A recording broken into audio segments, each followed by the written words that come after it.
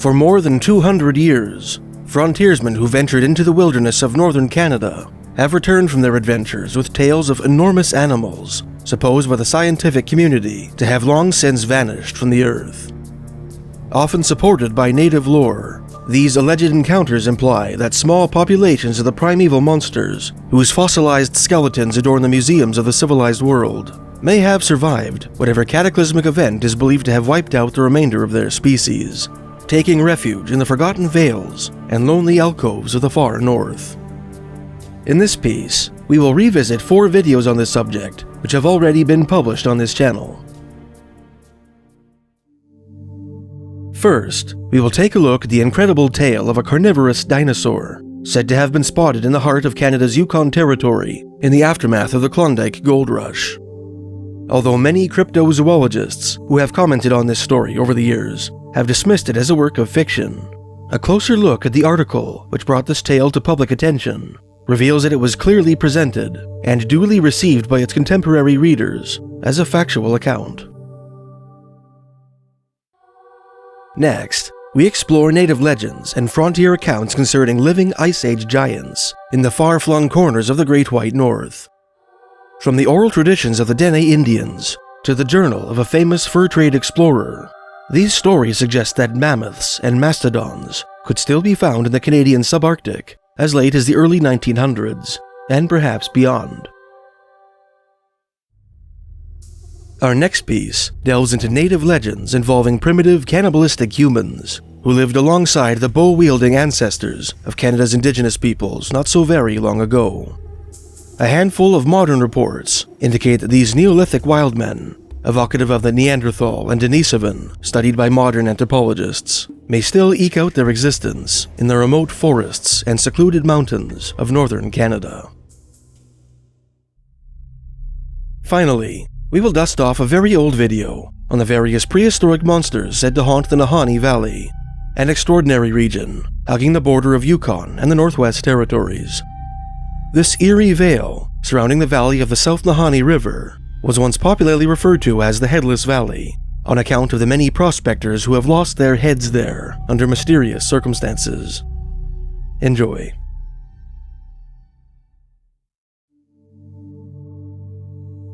For as long as we have been aware of their existence, people all over the world have displayed an intense fascination with dinosaurs.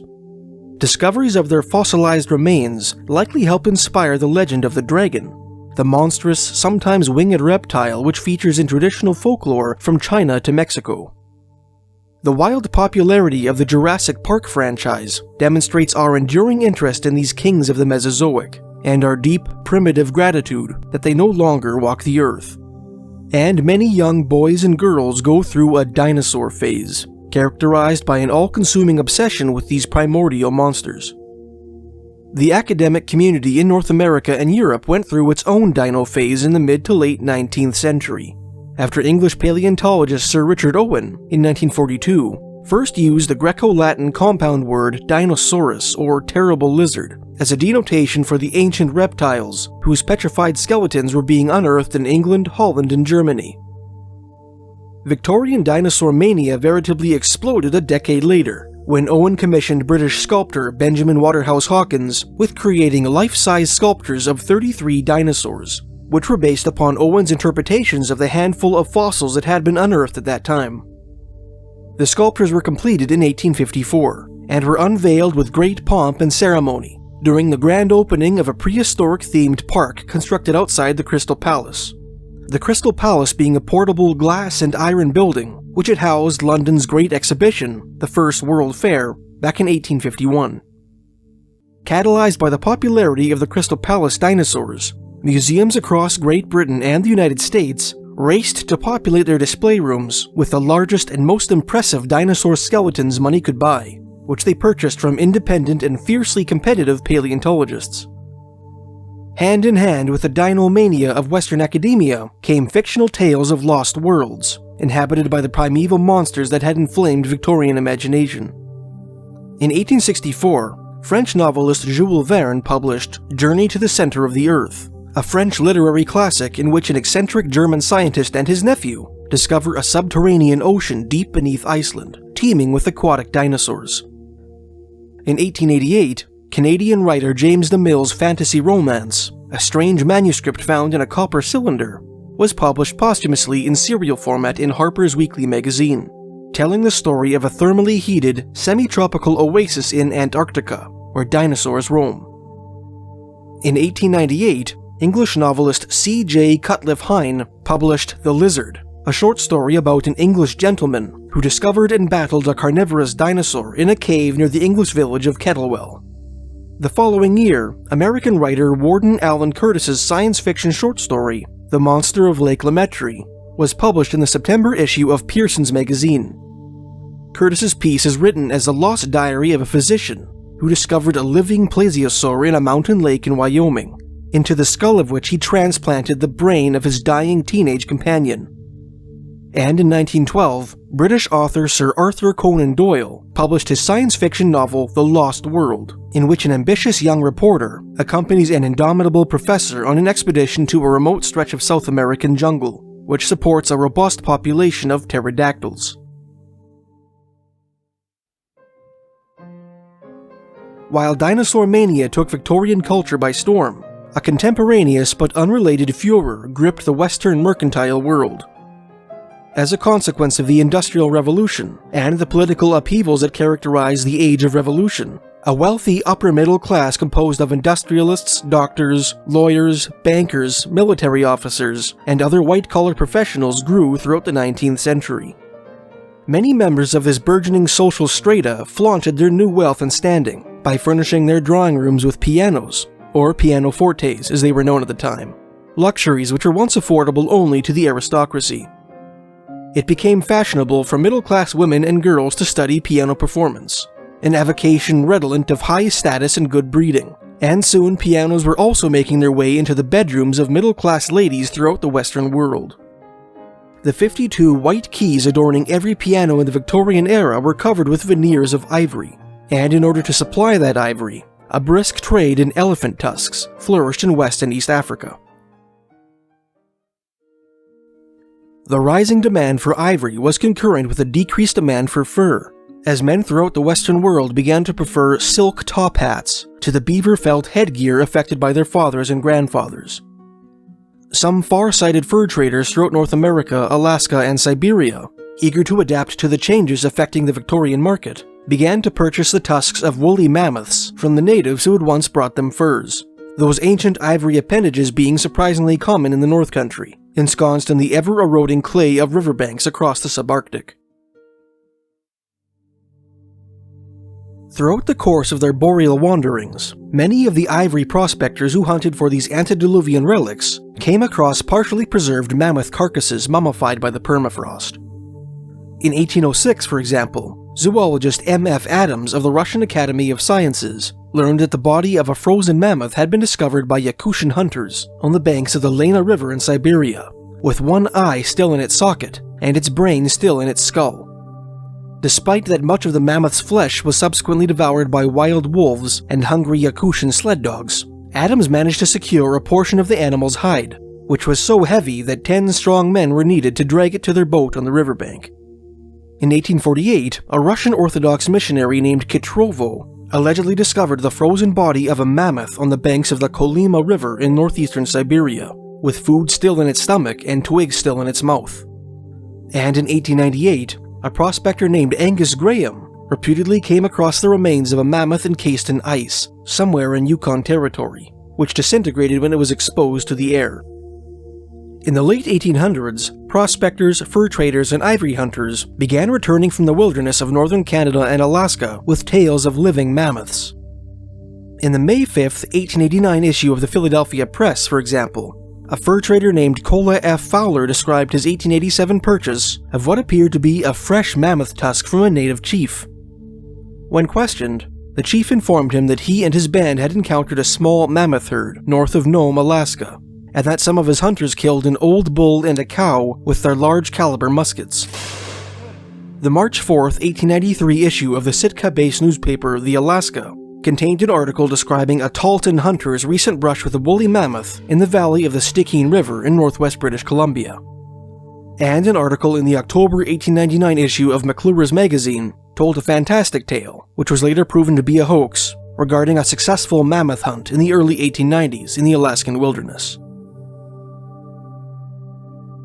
On April 15, 1908, an incredible article entitled Le Monstre de Partridge Creek, or The Monster of Partridge Creek, appeared in the French popular science magazine Je sais tout.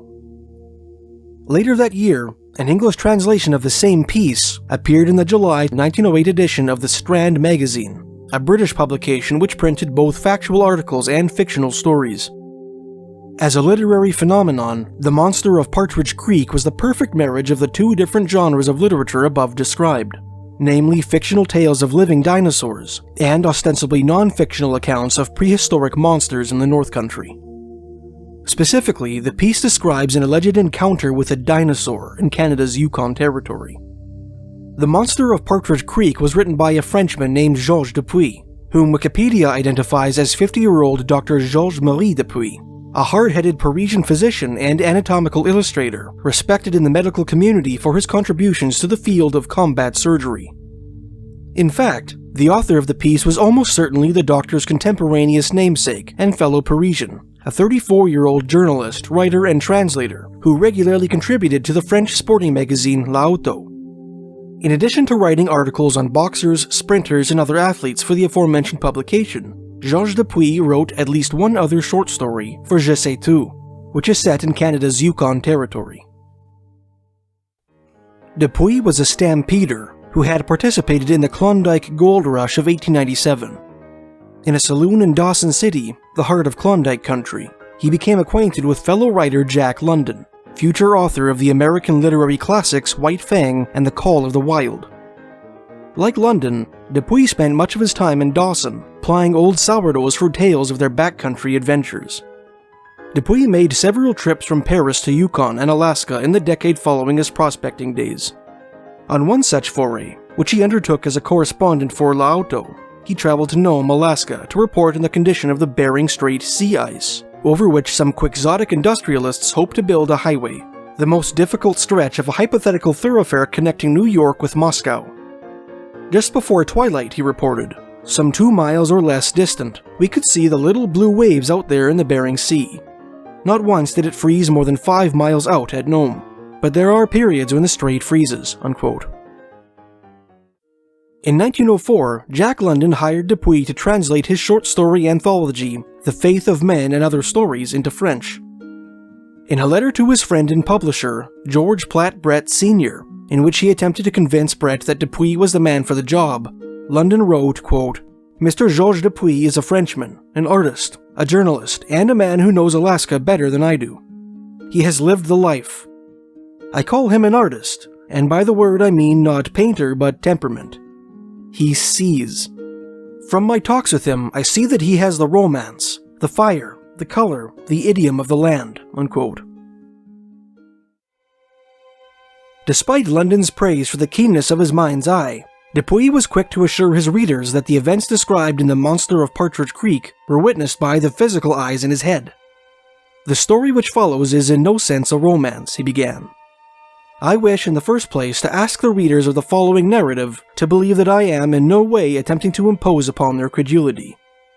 Concerning the amazing spectacle I am about to describe, I report nothing but plain facts, however astounding and apparently incredible they may seem at first glance, precisely as they appeared to my own eyes, unquote. Dupuy went on to explain how, in the early 1900s, one of his favorite Yukon haunts was a place called McQuestion Post. Although a trading post of that name once existed at the confluence of the Stewart and Yukon rivers, Dupuy hints in his story that the McQuestion Post to which he referred was the Northwest Mounted Police Station which lay at the southern shores of the Stewart River, opposite the mouth of McQuestion Creek, about 75 kilometers or 47 miles west of the town of Mayo, and 106 kilometers or 66 miles southeast of Dawson. Dupuy's friend, a French-Canadian Jesuit missionary named Father Pierre Lavenu, who tended to the spiritual needs of a nearby band of Clayoquot Indians, owned a cabin at McQuestion Post, which Dupuy visited every time he was in the area. One morning in the early 1900s, the story goes, Dupuy was enjoying a cup of coffee on the veranda of Father Levaneu's cabin when he heard a whistle from the direction of the Stewart River. The Frenchman glanced up from his mug and was delighted to see his friend James Lewis Butler kneeling in a bark canoe with an Indian at his fore and rear. The three men paddled over to the shore. Butler was a San Francisco banker who had left California in 1897 to try his luck in the Klondike. Dupuy knew that Butler had spent the past few months prospecting in the wild country north of the Stewart River, and was eager to learn whether he had met with any success. Butler's greatest discovery, Dupuy soon learned, had nothing to do with gold dust or nuggets. Just 2 days earlier, the banker had been making his way overland towards the Stewart River when he came upon a cabin belonging to a man named Grant, who invited him to stay the night. The following morning, Grant asked Butler if he would like to accompany him and two companions on a moose hunt. Butler agreed, and the four men headed to Partridge Creek, a tributary of the Stewart, which empties into the latter about 6 kilometers downstream from the mouth of the McQuestion River. The hunters made their way up a hill overlooking a mineral lick off Partridge Creek, where moose and caribou often came to taste the salt. Sure enough, they spied 3 enormous moose grazing in the valley below. Before any of the hunters could get off a shot, one of the animals, a young bull, let out a sharp bellow and crashed into the southerly bush, followed closely by his mates. We decided to approach the spot where the animals had taken fright so suddenly, Butler told Dupuy. Quote, arriving at the moose lick, a spot about 60 feet long and 15 feet wide, we saw in the mud, and almost on a level with the water of the lick, the fresh imprint of a body of a monstrous animal. Its belly had made an impression in the slime more than 2 feet deep, 30 feet long, and 12 feet wide. 4 gigantic paws, also deeply impressed, had left at the end of each imprint, and a little to the side, footprints 5 feet long by 2.5 feet wide, the claws being more than a foot long, the sharp points of which had buried themselves deeply in the mud. There was also the print, apparently, of a heavy tail, 10 feet long and 16 inches wide at the point, unquote. In the French language version of the story, Butler claimed that he and his companions found an enormous pile of strange greenish manure, which was clearly produced by some massive carnivorous animal, lying in the middle of the trail. This ominous excrement terrified the Indians. Butler and his companions followed the mysterious tracks for about 5 or 6 miles, along the wooded banks of Partridge Creek, until the coulee sharpened into a steep gulch. There, the tracks abruptly ended, quote, as if by enchantment, unquote. At the conclusion of Butler's incredible tale, Dupuy suggested that the two of them assemble a hunting party and locate the mysterious creature that had made the tracks. By evening, Father Pierre Lavenue, a local miner named Tom Leemore, who was working a claim on the McQuestion River, and 5 Cleacuck Indians agreed to accompany Butler and Dupuy on their excursion. The Mounties who manned McQuestion Post, and a courier who was staying in the area, both of whom were skeptical of Butler's story, decided to remain behind with Butler's 2 Indian guides. Early the following morning, at about 5 o'clock, the hunters paddled across the Stewart River in canoes and headed into the forest. They searched for signs of their mysterious quarry all day, slogging through brush and muskeg as they explored both Partridge Creek and the easterly McQuestion River, making their way north towards their headwaters in a nameless range of snow-capped mountains, but to no avail. The elusive creature was nowhere to be seen. That evening, the 9 companions set up camp at the crest of a cliff overlooking Partridge Creek and got a fire going. As they were boiling a pot of tea, the sound of falling stones could be heard in the ravine below. Before any of the men could investigate the commotion, a primeval roar ripped through the valley. Gripping their rifles with trembling hands, Dupuy and his companions crawled over to the edge of the cliff and peered into the ravine. Across the narrow valley, on the opposite side of Partridge Creek, an enormous grayish-black creature was attempting to ascend the opposite slope. As it struggled to gain purchase on the rocky hillside with its clawed feet, it sent boulders crashing into the valley below. Dupuy estimated that the monster measured 50 feet from its nose to the end of its tail, and that the crest of its spine stood 18 feet above the ground. Its snout was, quote, surmounted by a horn like that of a rhinoceros, while its hide was like that of a wild boar, garnished with thick bristles, unquote. Red slaver dripped from its jaws. The monster had apparently just finished its dinner. In the English version of the tale, Father Lavignou declared that the creature must be a dinosaur. In the French version, the Jesuit, through chattering teeth, identified the monster as a Ceratosaurus, a dinosaur on which American paleontologist Othniel Charles Marsh had written extensively throughout the 1880s and 90s. The hunters watched the strange animal for a full 10 minutes, transfixed to the spot by both fear and fascination.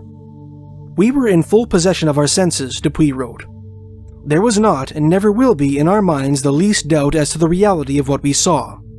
It was indeed a living creature, and not an illusion, which we had before us." Unquote. Finally, when the creature recognized the futility of its exercise, it quit the slopes and bounded into the valley of Partridge Creek on 2 legs, moving with astonishing agility. Following their terrifying encounter, Dupuy and Butler made a trip to Dawson City, where they entreated the Commissioner of Yukon Territory for mules and 50 armed men with which to destroy the monster of Partridge Creek.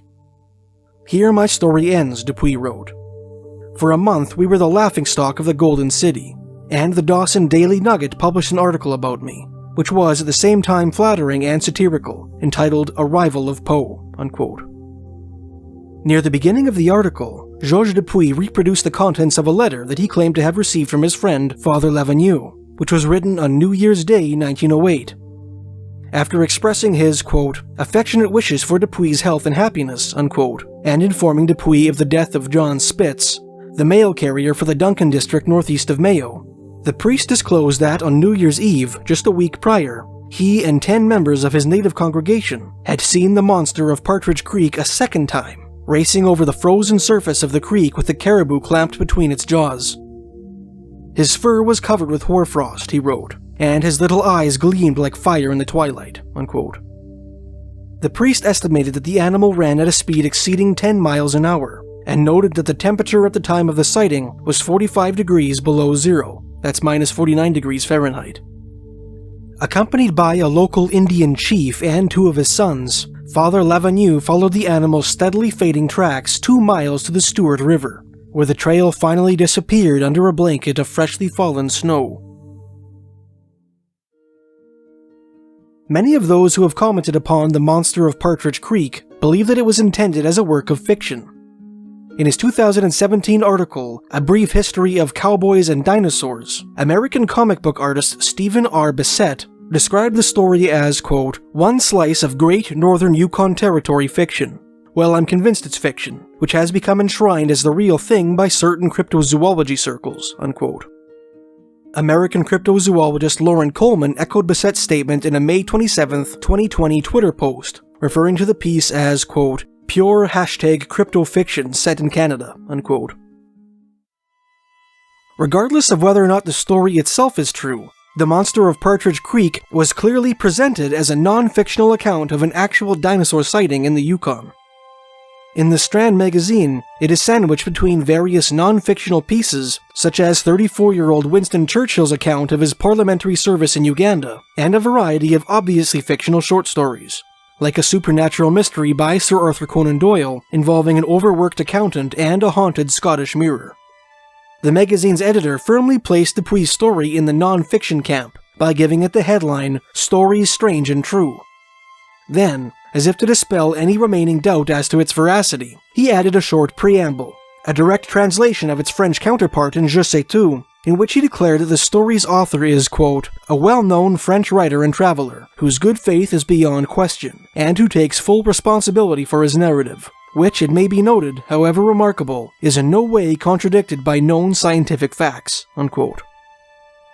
Subsequent to its debut in the Strand magazine and Je sais tout, The Monster of Partridge Creek was republished in newspapers throughout North America. The verbiage of these reprints often deviated slightly from the original, undergoing a subtle kind of rewording to which non-fictional news articles are often subjected, but to which fictional pieces are invariably immune. Some articles declared that Tom Lemore had taken 3 photographs of the creature during the encounter which Dupuy described.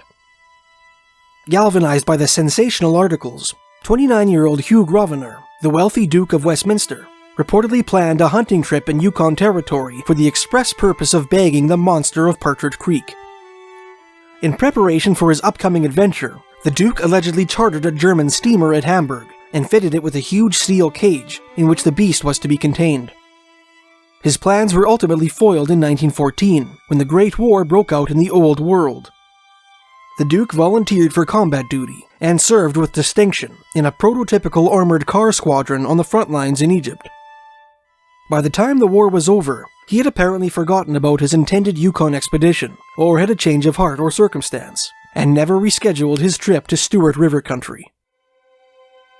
Although the monster of Partridge Creek was certainly presented, and initially received by many as a true story, its context in literary history suggests that it was very possibly fictional in nature. Despite that, Sir Arthur Conan Doyle's novel The Lost World had not yet been published at the time the story was penned. Inspiration for a tale of prehistoric survivors was in ample supply in 1908.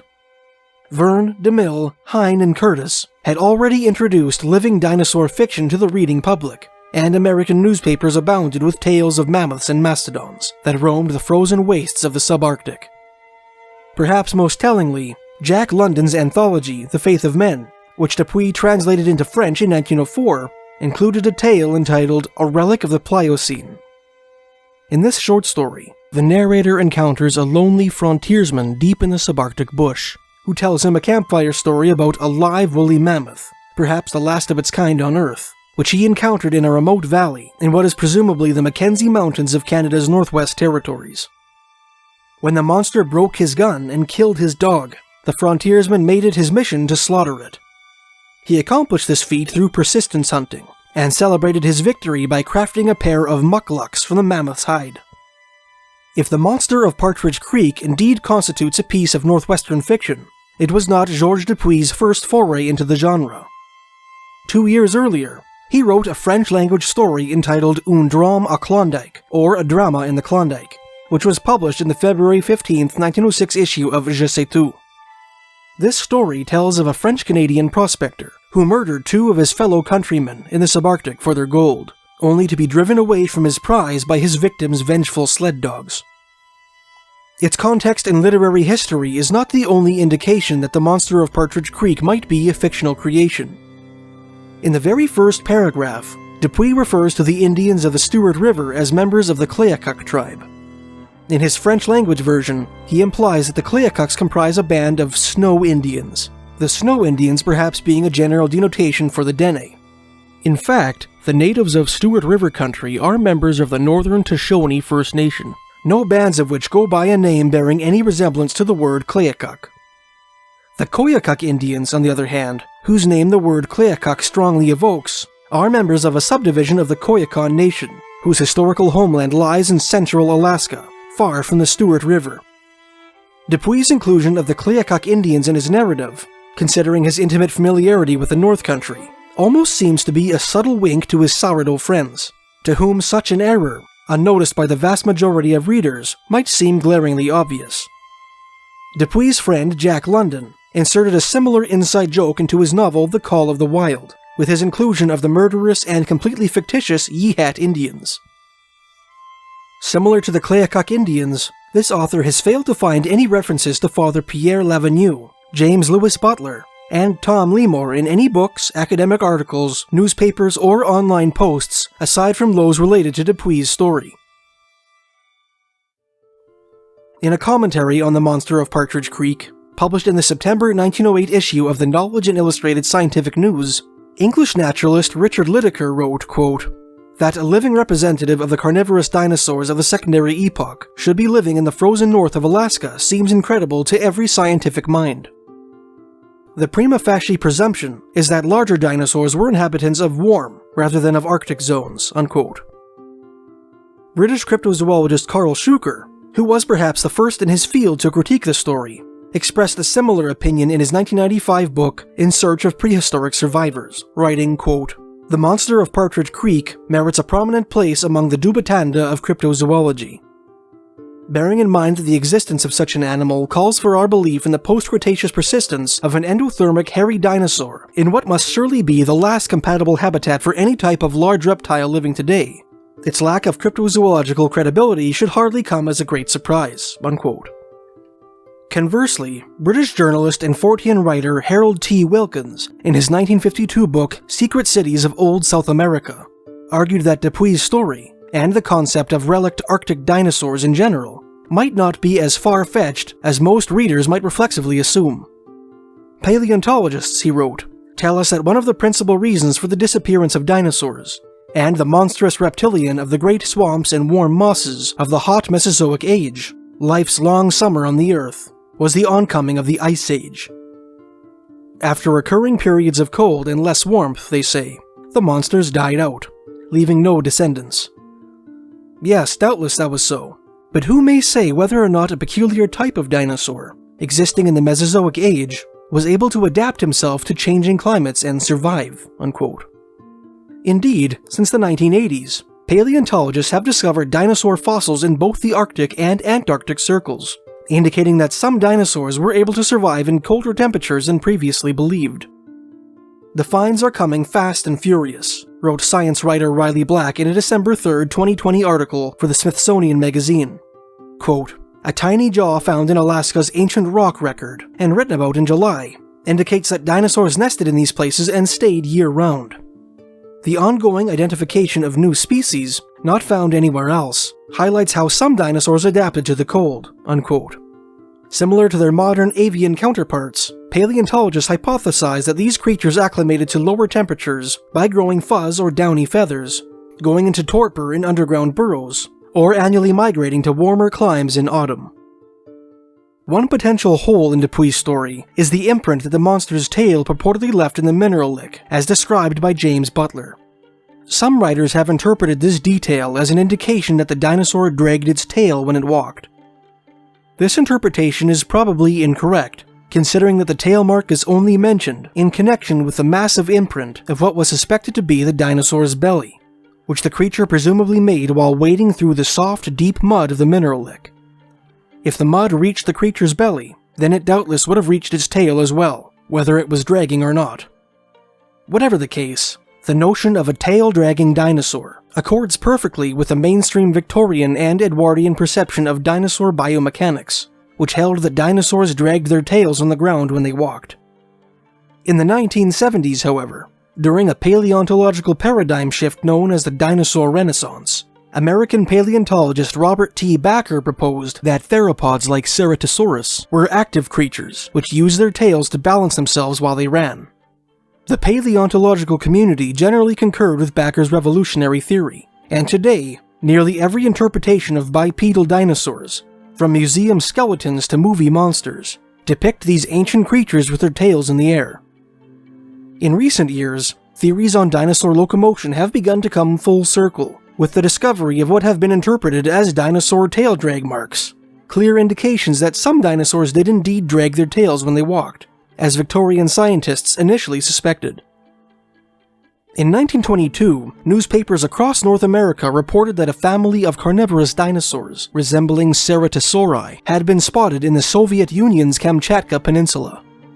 Indigenous hunters allegedly discovered the mangled remains of a young Ceratosaurus in Russia's boreal wilderness, and brought one of its severed feet, which was the size of a man's head, back to civilization. Some journalists who commented upon the story suggested that these alleged Russian dinosaurs might be kin to the monster of Partridge Creek, speculating that such creatures might cross the Bering Strait during especially severe winters, when Kamchatka and Chukotka were linked to Alaska by an unbroken stretch of ice. When a subsequent expedition in search of the Russian dinosaurs proved fruitless, some suggested that the prehistoric remnants abode within the Chersky Mountains, a range newly discovered in northeastern Siberia, between the Yana and Indigirka rivers. Throughout the 1930s, Canadian writer and former Hudson's Bay Company inspector Philip H. Godsell wrote a number of articles in which he included a story that had been told to him by his friend Frank Beaton, the HBC's chief factor at Fort St. John, British Columbia. Beaton had heard the story from a scientific party, whose members had heard it from one of their Indian guides, a Cree named Chakina, who had, in turn, heard the tale from his father. Sometime in the late 19th or early 20th centuries, Chakina's father had purportedly traveled to the Upper Liard River country, in what is now southeastern Yukon, where he fell in with a primitive tribe of Dene Indians. Around their fires, Godsell wrote, these Stone Age people had told of a medicine valley to the north, inhabited by monsters of fearful size and ferocity, unquote. One of the Cree's new Dene acquaintances produced a scrap of buckskin from his medicine bag, on which had been burned the image of one of these monsters. The Cree treasured the charm for years, and eventually bequeathed it to his son Shekinah, who in turn showed it to the scientific party he was tasked with guiding. The scientists told an incredulous Beaton that the figure depicted on the buckskin scrap was a dinosaur, drawn in flawless anatomical detail. The world will never know what Georges Dupuy's opinions might have been on the alleged Ceratosauri of Siberia, the story of Shekinah's buckskin drawing, and the controversy that his tale engendered. The journalist died prematurely in 1911, just 3 years after the publication of his most contentious article, bringing the secret of Partridge Creek with him to the grave. Paleontologists, cryptozoologists, and literary historians can speculate all they like as to whether his tale has any truth at its core. But until definite answers in some long-forgotten letter or long-lost journal are discovered and brought to public awareness, the monster of Partridge Creek will remain one of the great unsolved mysteries of Canada.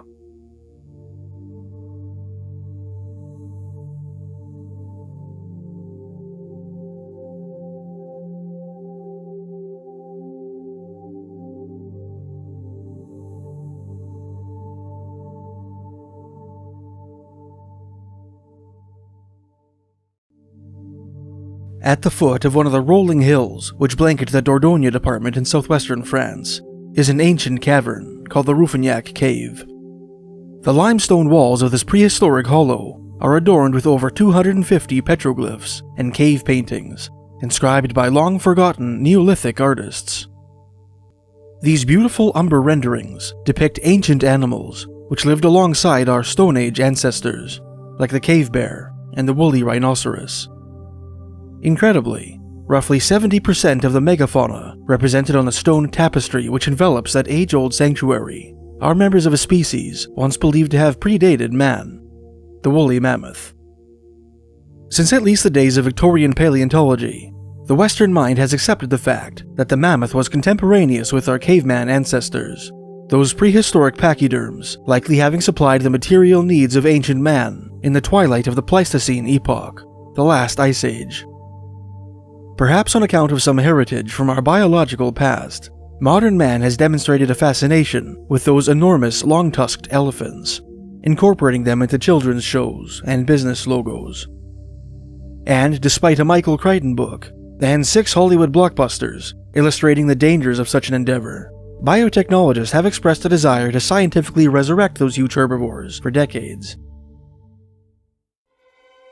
Most scientists today agree that the mammoth died out millennia ago, perhaps having succumbed to the climate change which characterized the late Pleistocene epoch, or being hunted to extinction by humans. This notion is challenged by a surprising number of indigenous traditions native to Canada, along with a handful of relatively modern reports by white frontiersmen, which indicate that some enormous, hairy, elephant-like creature roamed the boreal wilderness of North America well into the 19th century, and perhaps beyond. In this piece, we will explore these eerie legends and strange reports of living mammoths in Canada.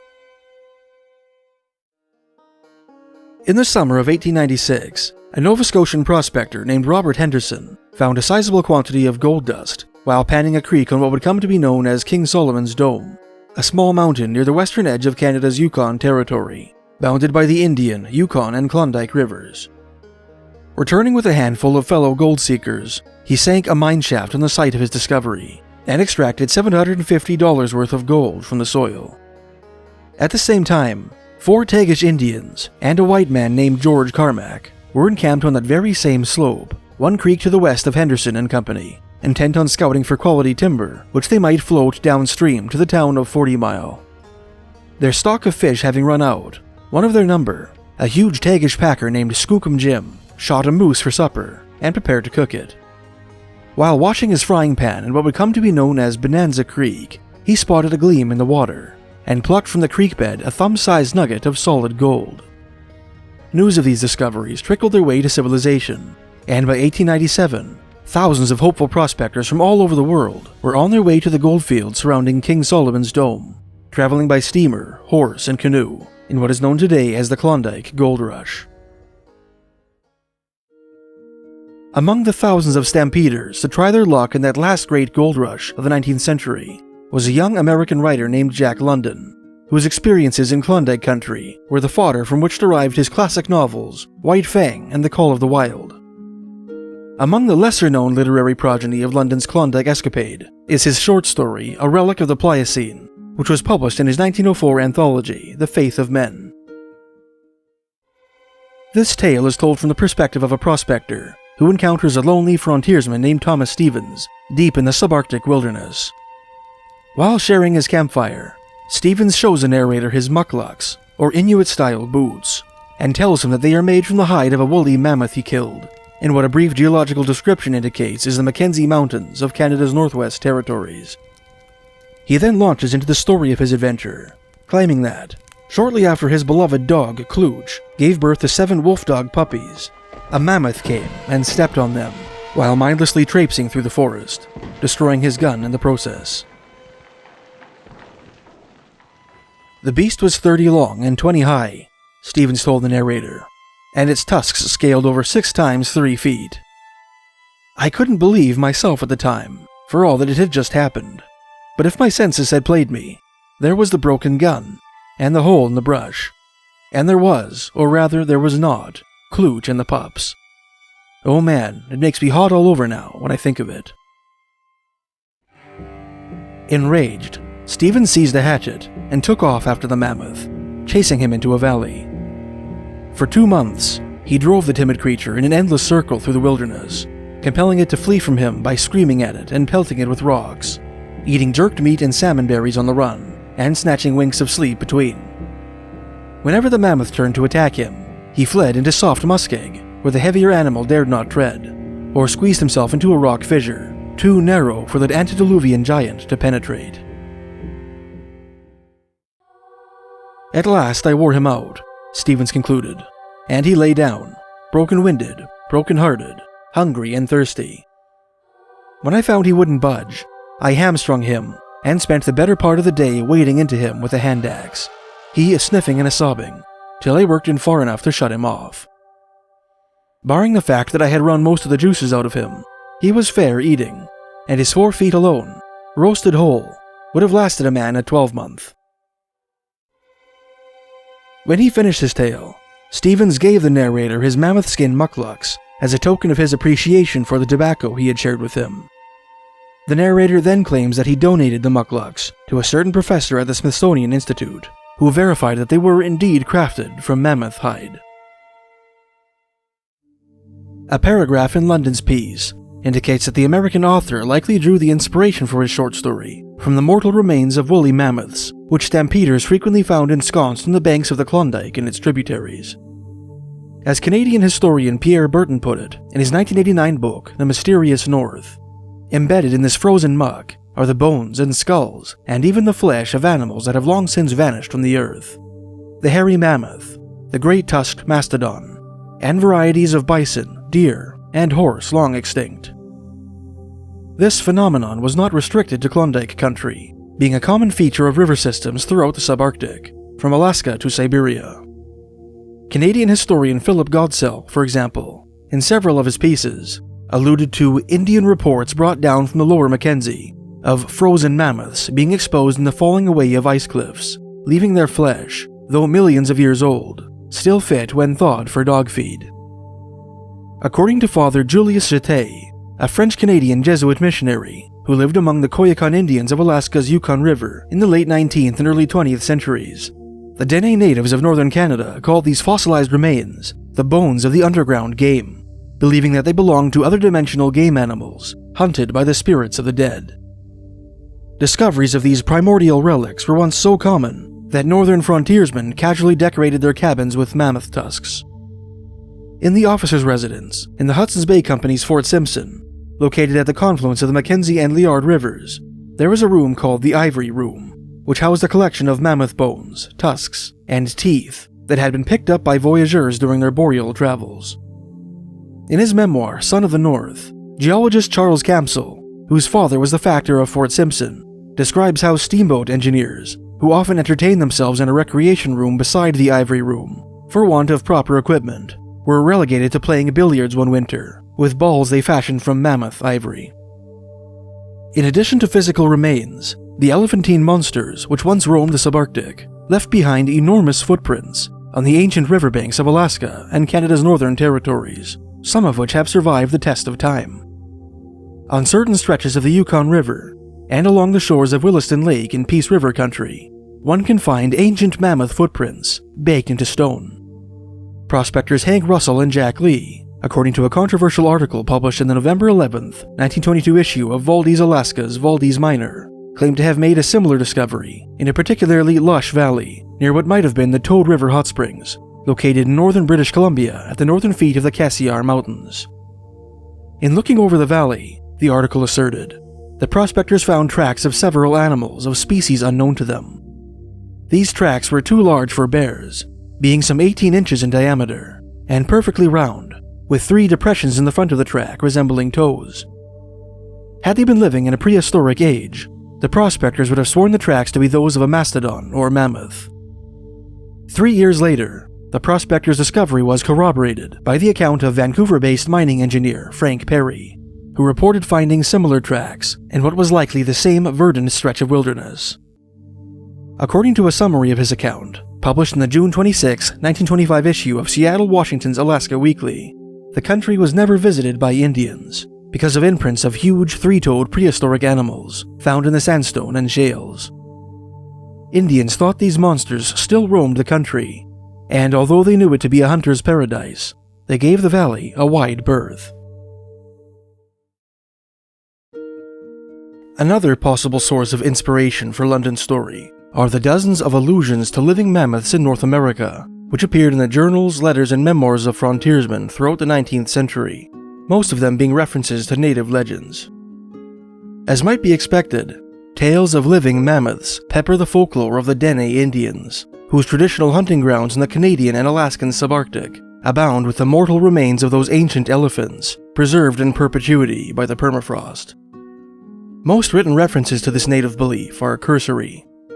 For example, in a letter to a friend, dated February 8, 1913, Canadian prospector and former RCMP officer Poole Field included the mammoth in the menagerie of monsters that populate the traditions of the Mountain Indians, a mysterious Dene tribe native to the Mackenzie Mountains, with whom he lived and traveled, writing, "They have tales of enormous animals, such as the mammoth, and spiders as large as a full-sized grizzly bear, and long worms that are supposed to be alive today, and nobody can save them from these animals but their doctors.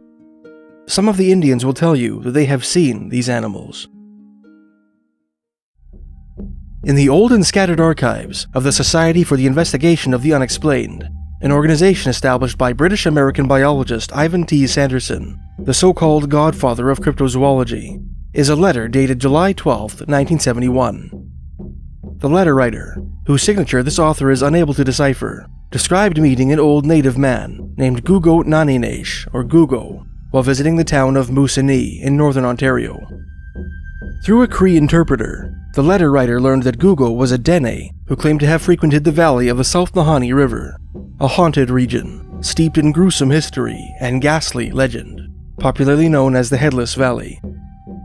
The old Indian told the traveler that the Nahanni was home to a variety of dangerous and unusual predators, including hairy wildmen, brutal bear-sized dogs, and enormous cave lions.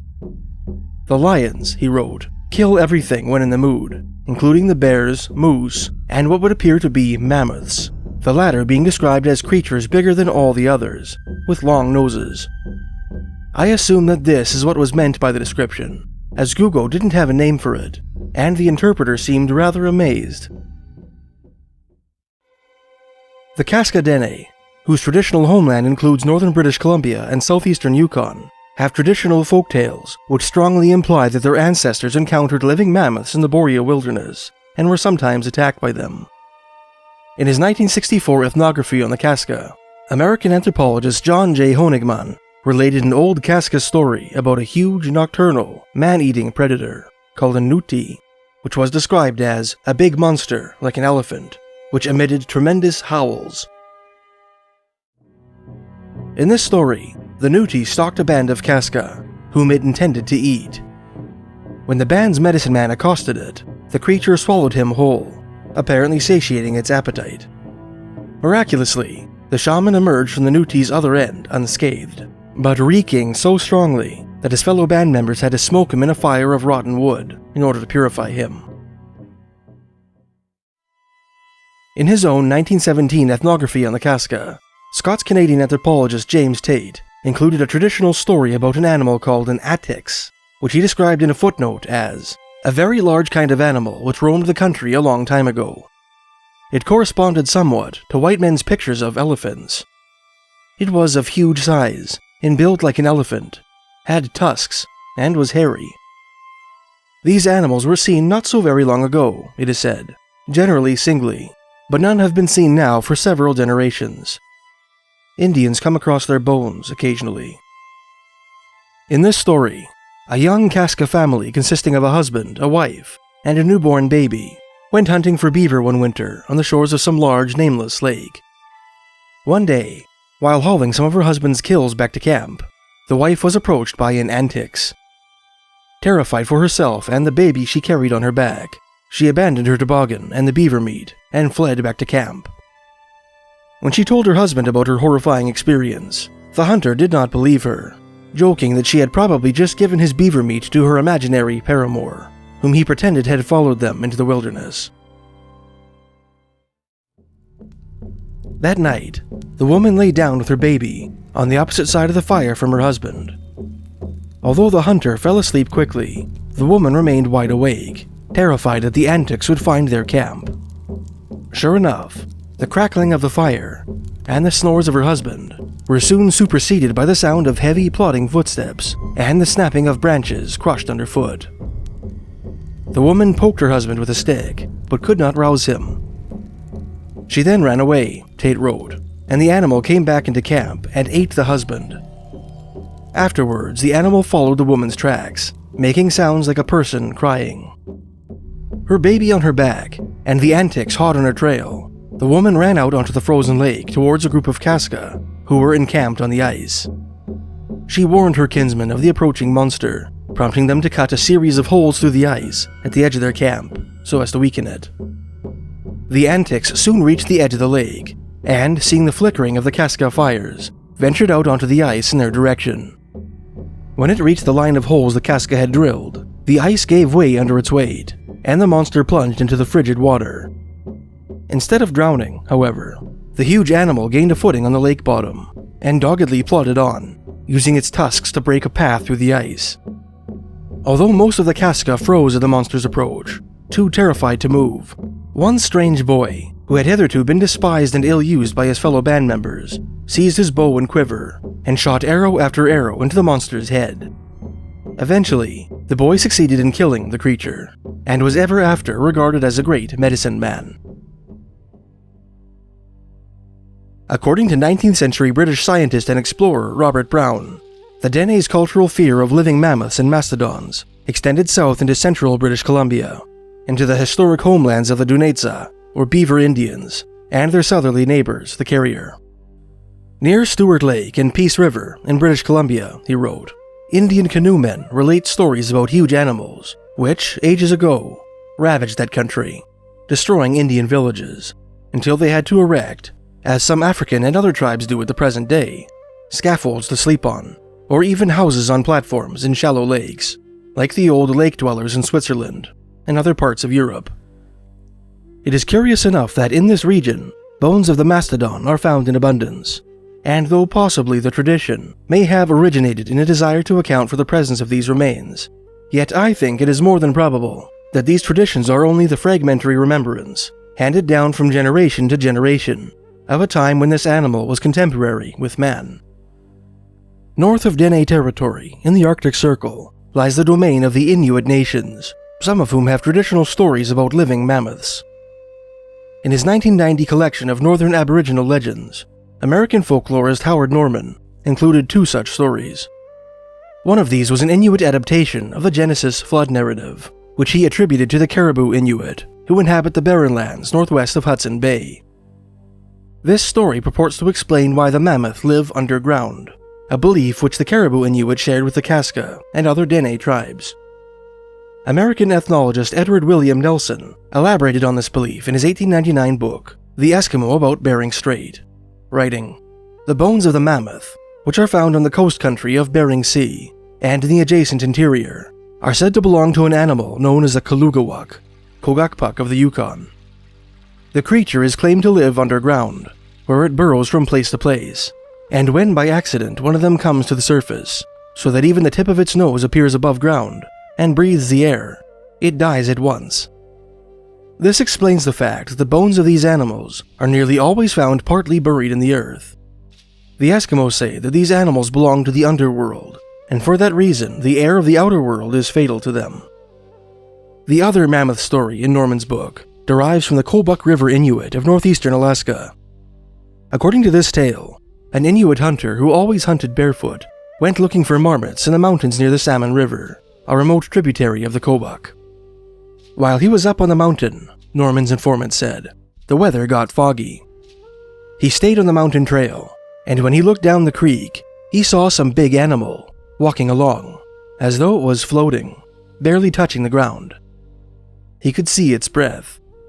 This animal was a Kaligvak, or mammoth, which the storyteller asserted come around now and then. This was a great huge animal with long curved ivory tusks growing out of its head. The mammoth was pursued by 3 strange hunters armed with spears, who also floated down the game trail, without their feet touching the ground. The storyteller explained that these hunters were ancient medicine men who lived in the sky, who only came down to earth to hunt during heavy fog. The sky people killed the mammoth and invited the barefoot hunter to join in the subsequent feast, kindling their fire from wet wood they retrieved from a lake. Out of gratitude for his company, the sky people granted the mammoth hunter the ability to cut and drill jade with his little finger. By the late 1800s, tales of real live mammoths and mastodons, eking out their existence in the far-flung corners of the North Country, were making their way into American newspapers. Among the first of these was the account of an American fur trader named Cola F. Fowler, which appeared in the May 5, 1889 issue of the Philadelphia Press. Fowler was an employee of the Alaska Fur and Commercial Company, who spent the 1880s working various trading posts throughout Alaska. In 1887, Fowler left his post at Kodiak Island and traveled to the headwaters of the Snake River, a waterway which empties into the Bering Sea at Nome, Alaska. There, he met with the chief of a local Inuit band and proceeded to inspect some of the ivory tusks that the natives had collected in the wilderness. "I subjected the ivory to a rigid inspection," he wrote, "and upon 2 of the largest tusks, I found fresh blood and traces of decomposed flesh." When the trader pointed out this curious detail to the chief, the Inuit informed him that, 3 months earlier, a handful of young Inuit hunters had encountered a small mammoth herd about 50 miles to the north, and managed to kill an old bull and a cow with their large-caliber muskets. The chief introduced the incredulous trader to the leader of the hunt, and asked him to relate his adventure. "He told me a straightforward story," Fowler wrote, "and I have no reason to doubt its truth." He and his band were searching along a dry watercourse for ivory, and had found a considerable quantity. One of the Indians who was in advance rushed in upon the main body one morning with the startling intelligence that, at the spring of water about a mile from where they were, he had discovered signs of several of the big teeth. The chief immediately called about him his hunters and started for the spring. They had nearly reached it when they heard loud, shrill, trumpet-like calls, and an enormous creature came crashing toward them through the brush, the ground trembling under its footfalls. With wild cries of terror, the Indians fled, except for the chief and the scout who first discovered the trail of the monsters. They were armed with large-caliber muskets and stood their ground, opening fire on the mammoth. A bullet must have penetrated the creature's brain, for he staggered forward and fell dead. And subsequently, on their way back to camp, they overhauled a cow big teeth, which was evidently the mate of the first one killed. At Fowler's insistence, the Inuit drew his impression of the creature on the soft clay of the riverbank using a stick. The animal resembled a woolly mammoth, albeit with smaller ears, bigger eyes, and a longer, more slender trunk. Interestingly, the creature had 4 4-foot-long tusks, in addition to 2 curved 15-footers.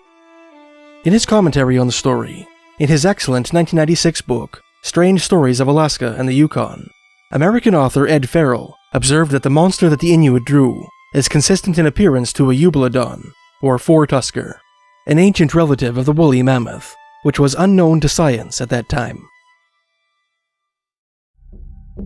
A report similar to Fowler's appeared 4 years later, of the March 4, 1893 issue of a newspaper based out of Sitka, Alaska, called The Alaskan. This story is set in the valley of the Stickeen River, a waterway in northwestern British Columbia, which drains into the Pacific Ocean, just north of Wrangell, Alaska. This valley is the historic homeland of both the Tlingit people of the Pacific Northwest and a Dene people called the Tahltan. The article reads, "The Stickeen Indians positively assert that within the last 5 years, they have frequently seen animals which, from the description given, must be mastodons. Last spring, while out hunting, one of their hunters came across a series of large tracks, each the size of the bottom of a salt barrel, sunk deep in the moss. He followed the curious trail for some miles, finally coming out in full view of his game. As a class, these Indians are the bravest of hunters, but the proportions of this new species of game filled the hunter with terror, and he took to swift and immediate flight. He describes the creature as being as large as a post-trader's store, with great, shining, yellowish-white tusks, and a mouth large enough to swallow a man at a single nip. He further states that the animal was undoubtedly of the same kind as those whose bones and tusks lie all over the country. The fact that other hunters have told of seeing these monsters browsing on the herbs up on the river gives a certain probability to the story. Over on 40 Mile Creek, bones of mastodons are quite plentiful. One ivory tusk 9 feet long projects from one of the sand dunes on the creek, and single teeth have been found that are so large that they would have been a good load for a man to carry. Among the oldest written references to a supposed population of woolly mammoths extant in the Canadian wilds are the journals and memoirs of David Thompson, a Welsh Hudson's Bay Company turned Northwest Company explorer, whose crew traversed the Athabasca Pass in what is now the Albertan Rockies in 1811, becoming the first white men to make the journey. Thompson's employer, the Northwest Company, or NWC, had learned that the newly established Pacific Fur Company was planning to bring the fur trade to the hitherto untapped watershed of the Columbia River. Hoping to check the success of their competitors, the NWC tasked Thompson with reaching the mouth of the Columbia River before the Astorians, as Pacific Fur Company agents were known, necessitating a journey west across the Rocky Mountains. In his various writings, which several historians have since compiled and reworked into flowing narratives, which masquerade as the explorer's single definitive journal, Thompson described a strange discovery he and his men found on January 7, 1811, just prior to their ascension of the Athabasca Pass. At about 3 o'clock in the afternoon, Thompson, his 4 native guides, and 7 French-Canadian voyageurs under his charge came across the tracks of a large and mysterious animal, which were clearly impressed in the 4 to 8 inches of snow that covered the ground. Whatever made the tracks appeared to have walked south for some time before heading back into the forest. According to the natives, whose livelihood depended on their tracking abilities, the tracks appeared to be about 6 hours old. Each print consisted of a large circular impression, which Thompson called the ball of the foot, crowned with 4 large toes, tipped with short, thick claws. Using his folding ivory ruler, the explorer determined that the tracks measured 14 inches in length and 8 inches in width. The toes were between 3 to 4 inches long, and the hind part of the foot did not make a substantial impression in the snow. Thompson's native guides appear to have believed that the tracks had been made by a young woolly mammoth, claiming that those ancient elephants were known to frequent the headwaters of the Athabasca River. Those huge herbivores, they claimed, stood 3 fathoms high, 3 fathoms being equivalent to about 18 feet, or 5.5 meters, and slept standing upright, leaning against large trees which supported their weight. They suspected that their legs did not have joints, but had not had the opportunity to verify their suspicion, as none of them had managed to kill one. They indicated to the explorer that it would be futile and dangerous to pursue that particular specimen into the forest, as their musket balls would only succeed in wounding and angering it. Thompson could not bring himself to believe in antediluvian monsters extant in the Canadian wilds, and suggested that the tracks were actually made by a large old grizzly bear whose claws had worn down, a theory which he himself did not fully believe. The natives simply shook their heads, and tacitly expressed their desire to continue on, a wish to which the explorer reluctantly acceded. The sight of the track of that large beast staggered me, Thompson admitted in a later reminiscence, adding that, in the 30 years that separated the incident from the time at which he penned his memoir, he had often cast his mind back to that strange winter day in 1811, puzzling over the mystery of the tracks. The native belief that a population of woolly mammoths abode in the Athabasca River country in the early 19th century was attested to in the writings of Thompson's contemporary, a Scotsman named Alexander Ross, who began his career working for the NWC's aforementioned competitor, the Pacific Fur Company.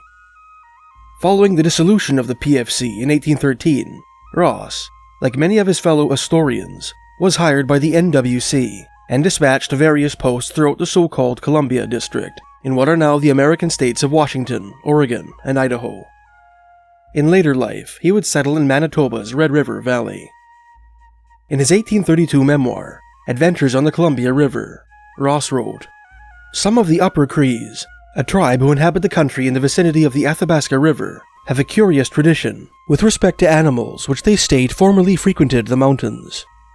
They allege that these animals were of frightful magnitude, being from 200 to 300 feet in length, and high in proportion, that they formerly lived in the plains, a great distance to the eastward, from which they were gradually driven by the Indians to the Rocky Mountains, that they destroyed all smaller animals, and if their agility was equal to their size, would have also destroyed all the natives, etc.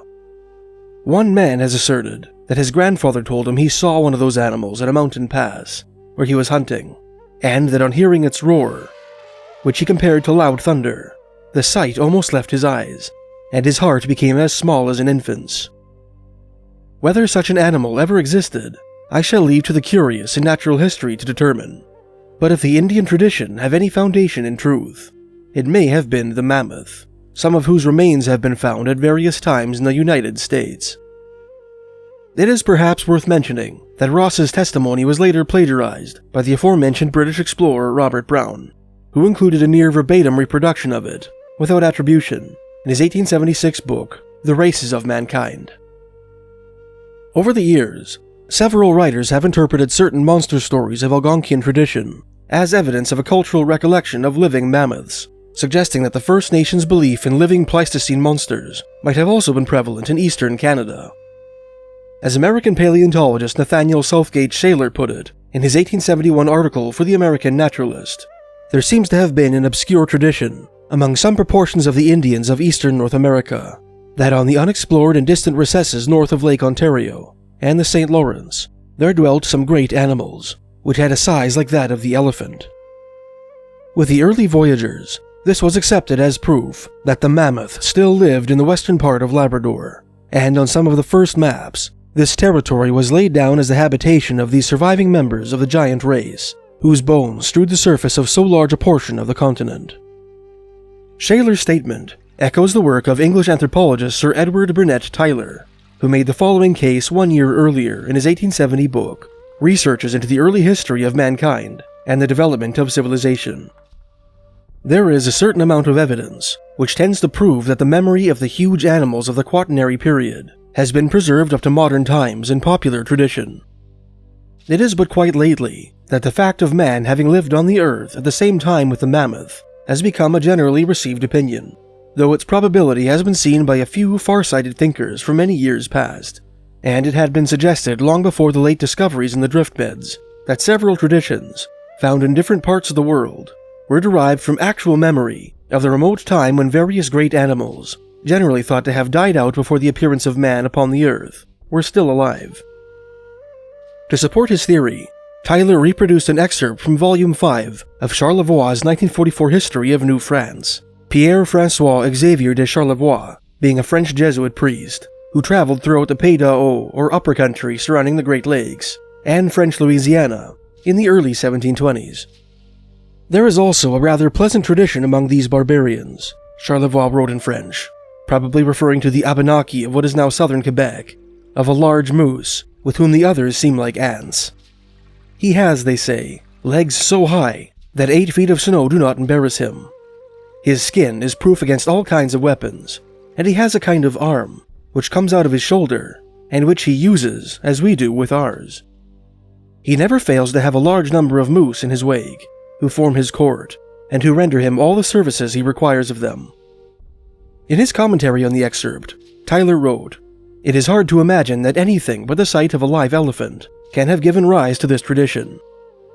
The suggestion that it might have been founded on the site of a mammoth frozen with his flesh and skin, as they are found in Siberia, is not tenable, for the trunks and tails of these animals perish first, and are not preserved like the more solid parts, so that the Asiatic myths, which have borne out of the finding of these frozen beasts, know nothing of such appendages. Moreover, no savage who had never heard of the use of an elephant's trunk would imagine from the sight of the dead animal, even if its trunk were perfect, that its use was to be compared with that of a man's arm."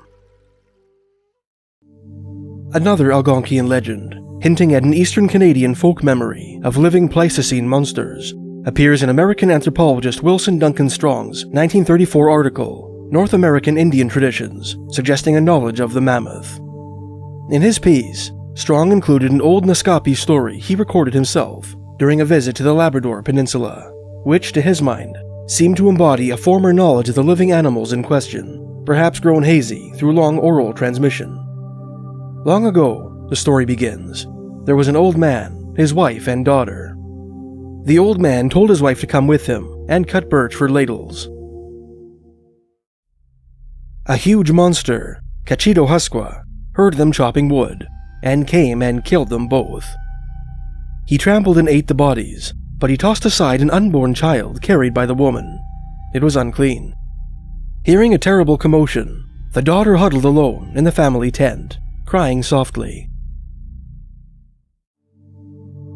When silence returned to the forest, the girl mustered up her courage and followed her parents' tracks into the woods, where she found what remained of their bodies.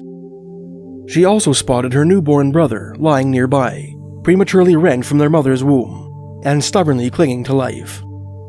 After cleaning him with moss, she placed him in a wooden bowl and carried him back to the tent, where she took care of him.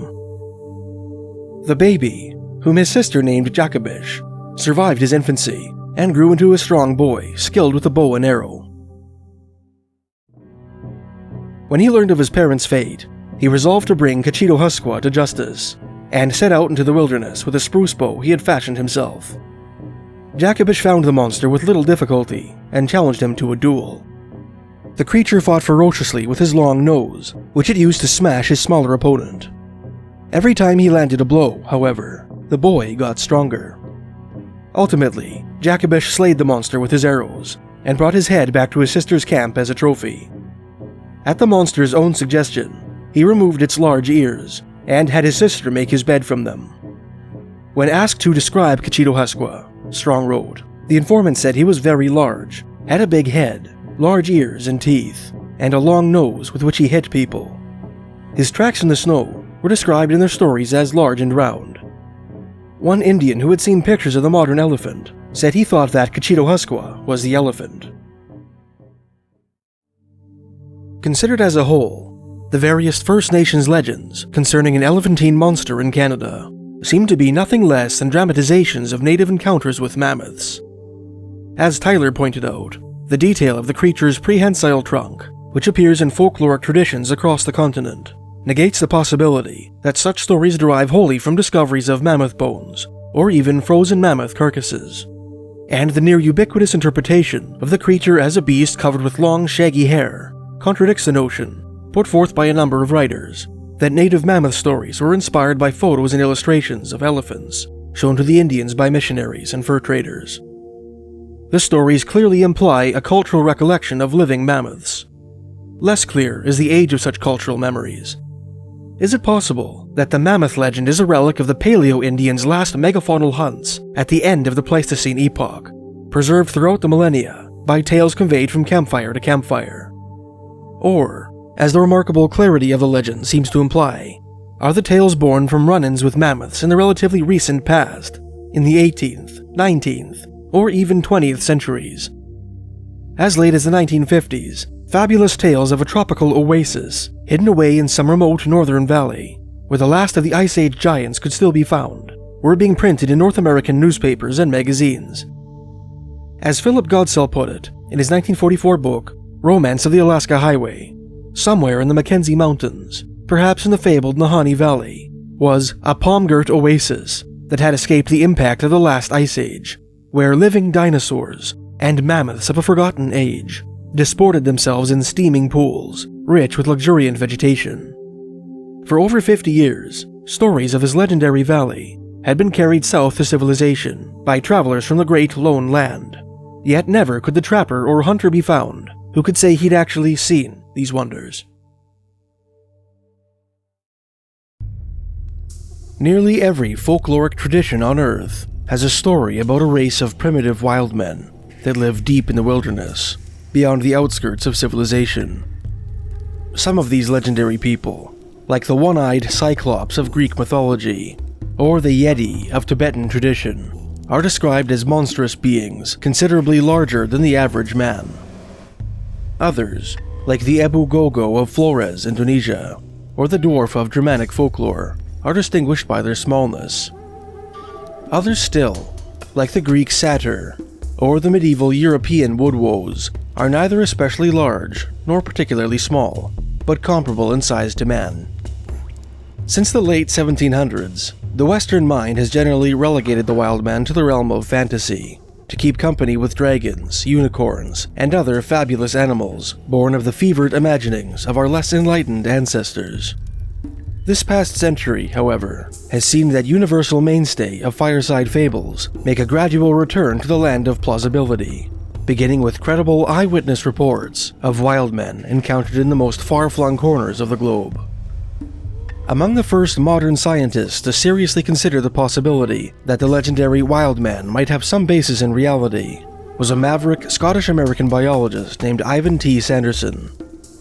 In his 1961 book, Abominable Snowmen, Legend Come to Life, Sanderson proposed that the Sasquatch of British Columbia, the Yeren of China, and other wild men spotted throughout the world were really different species of undiscovered bipedal hominids, or great apes.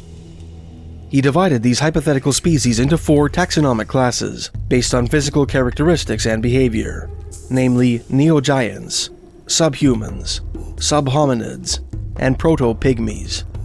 Neogiants, as their name suggests, are much larger than humans, being taller than the average man by at least a foot or two, much bulkier, with enormous barrel torso and no neck.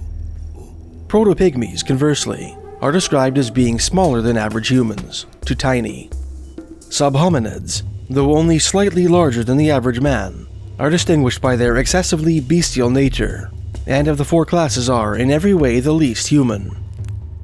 The most human-like of the 4 classes are the subhumans, primitive tool-wielding men who haunt the wilderness of East Eurasia and the Orient, who eerily evoke the ancient Neanderthal and Denisovan, whose bones have been found in caves nearby.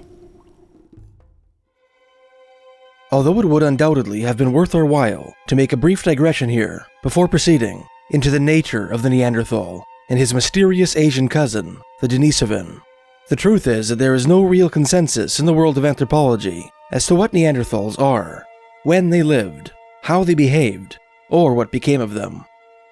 Decades of academic fraud, perpetrated in the late 20th and early 21st centuries, thoroughly muddied the waters of the Neanderthal debate, a long-fought, ongoing battle waged between ever-evolving camps of scholarly thought. Suffice to say that Neanderthals, or Neanderthals, are believed to be archaic humans who lived alongside our Stone Age ancestors throughout Europe and Central Asia. They are supposed to have been slightly shorter and far more robust than Homo sapiens, or modern humans, with huge barrel-shaped rib cages, large elongated skulls, wide pelvises, and stocky limbs. They are believed to have made primitive tools and to have hunted large game in small bands. Their relationship with Homo sapiens is a subject of great contention among anthropologists.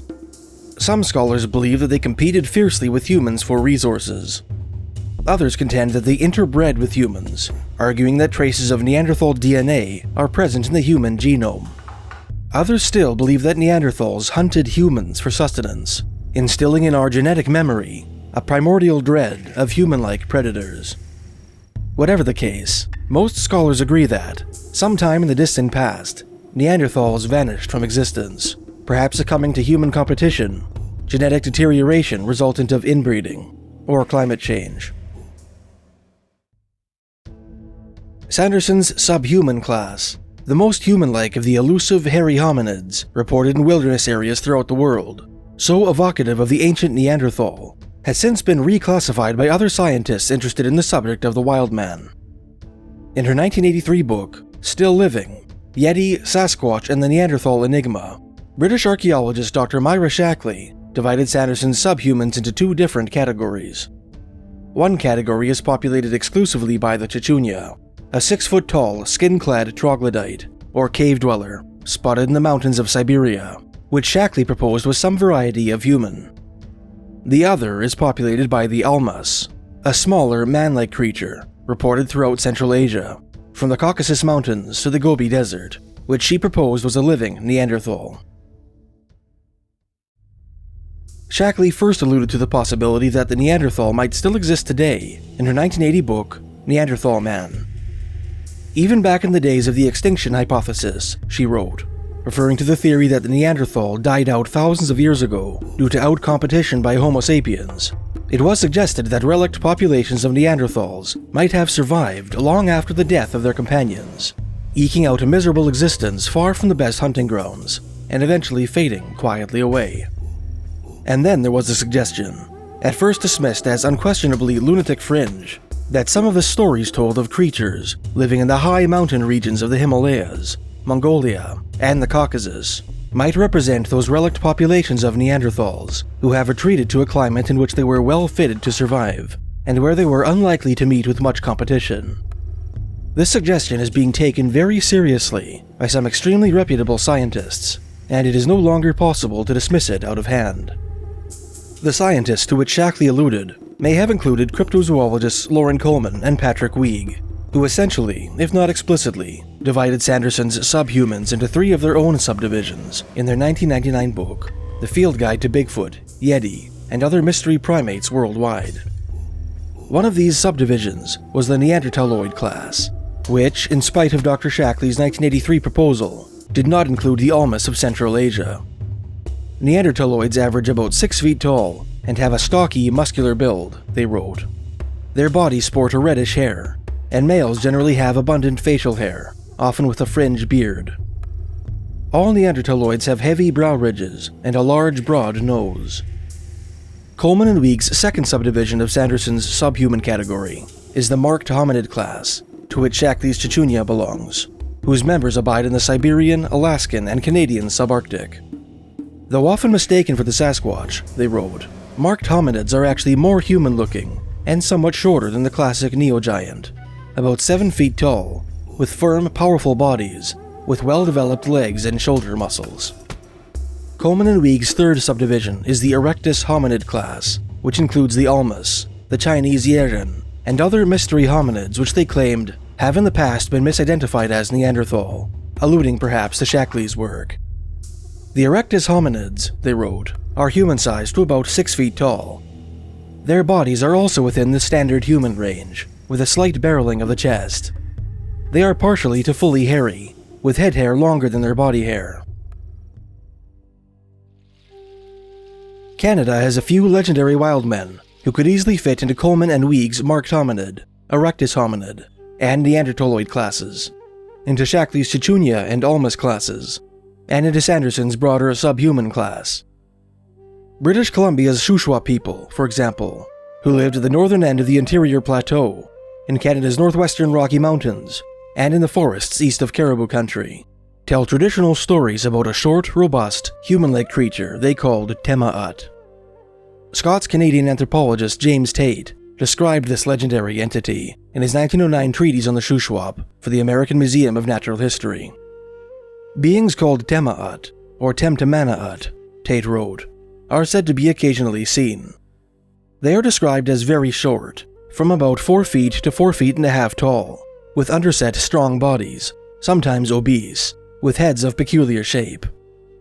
They are said to be very wild, and to live in holes in the ground. They are believed to have no real language, but make jabbering noises. Tate went on to relate a story about a family of Tema'at who lived at the confluence of Deep Creek and Soda Creek, about 11 miles or 17 kilometers northwest of Williams Lake, BC, not far from the Fraser River. A local Shuswap band became aware of their presence after finding a number of small footprints on the creek bank, leading into holes in a slope nearby. They watched from above, he wrote, and saw the Temaut emerge from the holes at dusk and repair to a shingly bank near the mouth of the creek, where they began to play. At daybreak, they suddenly disappeared. One night, the people surrounded them and lay in wait. Just when the day began to break, they rushed on them as they were playing and succeeded in capturing one girl. The others escaped and never showed themselves at this place again. The girl was very wild and could not talk.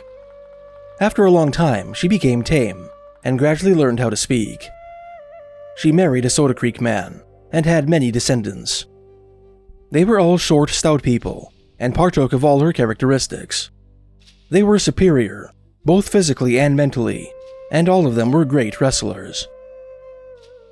The Woodland Cree of northern Saskatchewan have their own legends about primitive hairy men who waged war against their ancestors in ancient times, small populations of which were said to still exist in the forests of Quebec and northern Ontario in the early 1800s. A proud but foolish people, these so-called ancients or hairy breasts were said to be great hunters who never used the bow and arrow, but killed their prey by running them down, leaping on top of them, and tearing them open with knives of stone or bone. They were brutal to the Cree warriors they captured in battle, torturing them cruelly before executing them. They also captured Cree women and kept them as slaves in their camps. 19th century fur trader George Nelson included several traditional stories featuring these primitive people in his various letters and memoirs, having heard the tales from the Woodland Cree of Lac La Ronge, Saskatchewan, and the Swampy Cree of Lake Winnipeg, Manitoba. In one of the stories he related, a Cree hero named Nahanni tricked a party of hairy breast warriors who had preyed on his people into impaling themselves on spike traps he had built. When all the hairy breast men had been killed, all the Cree women who had been captured by those primitive people tortured the hairy breast women and children to death, hoping that their pain would appease the ghosts of the fallen Cree warriors who had met similar fates at the hands of their Stone Age enemies. Saskatchewan folklorist Reverend Edward Ahenakew, an Anglican priest of Cree heritage, included the humorous Plains Cree version of this tale in his article Cree Trickster Tales, published in the 1929 issue of the Journal of American Folklore. In this version of the story, the protagonist is Wisakajak, the legendary father of Nahanni. The story begins with Wisakajak's visit to a Cree camp and his somber welcome by the chief. "You have come at a time of sorrow," the chief told the newcomer. "Yesterday, one of our young men, who had been out hunting, failed to return. We know only too well what has happened to him.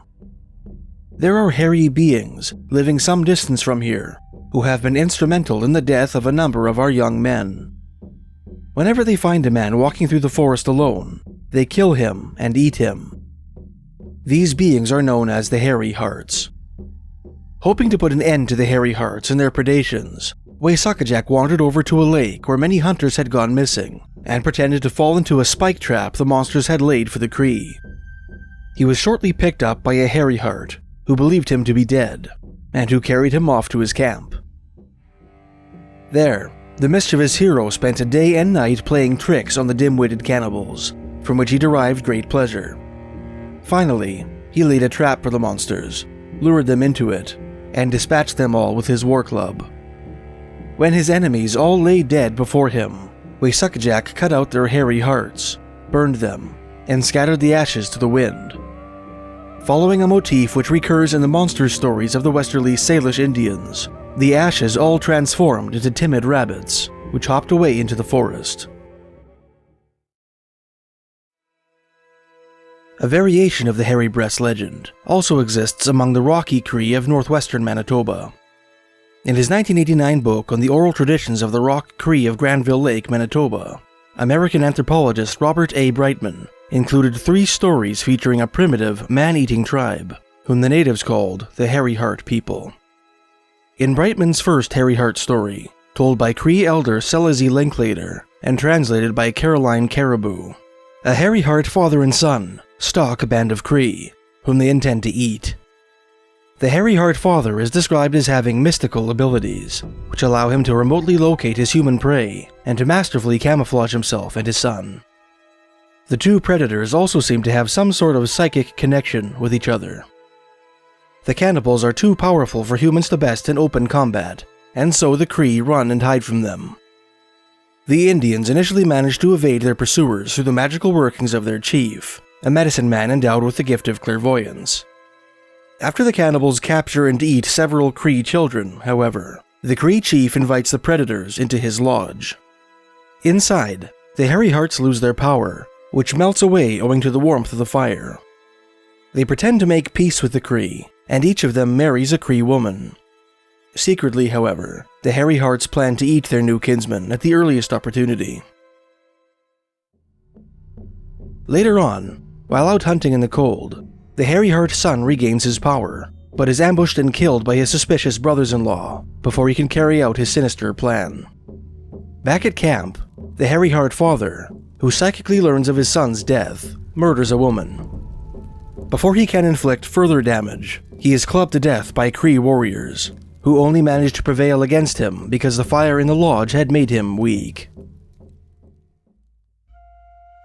Brightman's second story, narrated by Cornelius Colom, begins with a brief description of the Hairy Heart people and their antagonistic relationship with the Cree.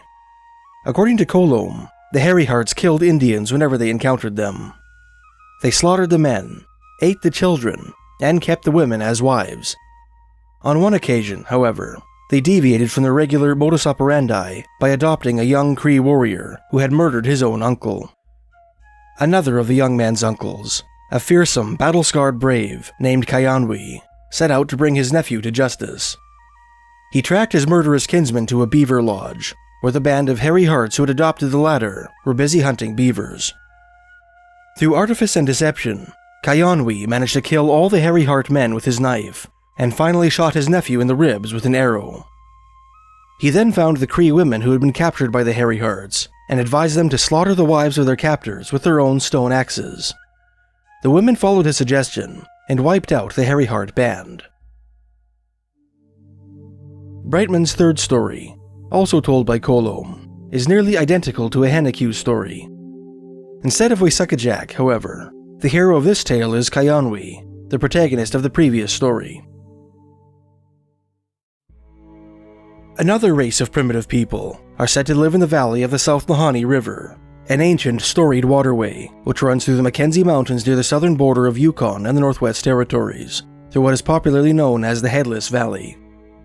In addition to being the very first UNESCO World Heritage Site and a destination for world-class canoeists, the Nahanni National Park, through which the South Nahanni runs, is home to a number of disturbing legends, most of which revolve around a series of mysterious decapitations and disappearances which took place in the area throughout the 20th century.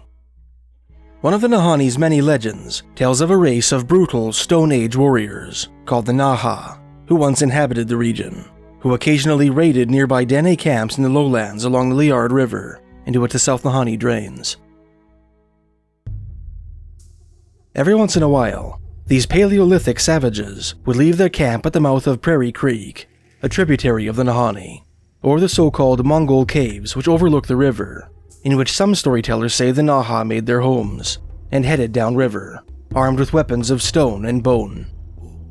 The warriors would proceed to climb Nahanni Butte, a lone mountain which stands at the mouth of the South Nahanni, overlooking the Liard lowlands, and scan the valley below for any sign of campfire smoke. As I put it in my 2018 book, Legends of the Nahanni Valley, which delves into the dark folklore associated with the region, when the Naha located an enemy camp they deemed worth raiding, they descended the mountain and set off through the woods towards their quarry. If the ensuing skirmish was a success, the Naha tortured the surviving enemy warriors, mutilated the bodies of their fallen comrades, executed their children, and carried their wives and daughters off into the mountains. According to Herb Norwegian, the former Grand Chief of the Decho or Slavey First Nation, it came to a point where the people in the flats and lowlands couldn't put up with a continuous raiding every year. So finally the elders got together and said, "We gotta put a stop to this." It was decided that a massive Dene war party would head into the Nahanni Valley to eliminate the Naha threat once and for all. The Dene warriors marched into Naha territory without meeting any resistance, and soon espied the smoke of a distant campfire. Upon rushing into the camp with their weapons drawn, however, they found that the Naha were nowhere to be seen. It was as if their enemies had vanished into thin air. Terrified that they would suffer a similar fate if they lingered, the Dene braves beat a hasty retreat back to the lowlands. They never saw the Naha again. In 1965, 5 young American men, who styled themselves the American Expeditionary Society, made an exploratory expedition to the Nahanni Valley under the auspices of the Minnesota State University. One of the party was an adventurer named Frank Graves, who took a special interest in the wildman sightings, which occurred with casual frequency throughout the region, referenced in Ivan Sanderson's book, Abominable Snowmen, Legend Come to Life. While staying at the settlement of Nahanni Butte, which lies across the Liard River from the mountain for which it was named, Graves interviewed a number of locals, and learned that a population of short, primitive, human-like creatures, vaguely resembling the legendary Naha, were said to still inhabit the area. Graves described this phenomenon in my interview with him in the summer of 2018. "I became friendly with various people," he said. "The Indians there, the Slavies and the Cree Indians. And once you get to where they trust you and will talk to you, that's when they talk to me about these things. When I got really friendly with the Indians at Nahanni Butte, there's a place called the Twin Buttes that I couldn't get to. It wasn't that far away, but it was an arduous trek to get there. And they told me that there were people living there. And these were like subhuman people. They weren't like Bigfoot. They were like little small people that wore clothes. Not clothes, but you know, clothes that they made from skins and things. And that they were very hairy, and that they lived at a place called the Twin Buttes." Graves elaborated on the little hairy men of the Nahanni in a 1965 letter to Ivan Sanderson. The informants he consulted told him that one of the smaller wild men of the sort said to inhabit the Twin Buttes had been spotted on 3 separate occasions the previous year, first at Fort Liard to the southwest, then at Nahanni Butte, and finally in Fort Simpson to the northeast, as if it were making its way up the Liard River. This creature, Graves wrote, was said to be rather short in stature, and to be quite strong with a beard, and usually wearing simple clothing. The name given this creature is Nukluk, or Man of the Bush, or as told to me by one old man, Bushman. The first Nukluk sighting of 1964 was made by several Dene trappers in the woods near Fort Liard. While walking through the bush, the trappers came upon a man-like creature, which one of their number, a local school janitor and handyman named John Baptiste, described as short, hairy, muscular, naked, and sporting a long dark beard. When the natives hailed the creature, it uttered a low growl and fled. The second sighting was made a month later by a Dene woman from the Nahanni Butte. The witness was inside her cabin at the time, weaving a birch bark basket. At around dusk, a strange face appeared at the window and peered inside. When it recognized that it had been perceived, the face shrank away. The third Nukluk sighting was made by a 14-year-old boy named Jerry and his father, who lived in the village of Fort Simpson. One evening, at about 9 o'clock, Jerry's dog began to bark at something in the forest. Suspecting that a bear was on the prowl, Jerry's father shined a flashlight into the woods, revealing a small, dark, man-like creature, wearing a moose-skin loincloth and carrying a stone club. The creature stood still for several moments, gazing at the flashlight. When the dog resumed its barking, the figure darted across Jerry's property, ran across a road, and disappeared into the bush.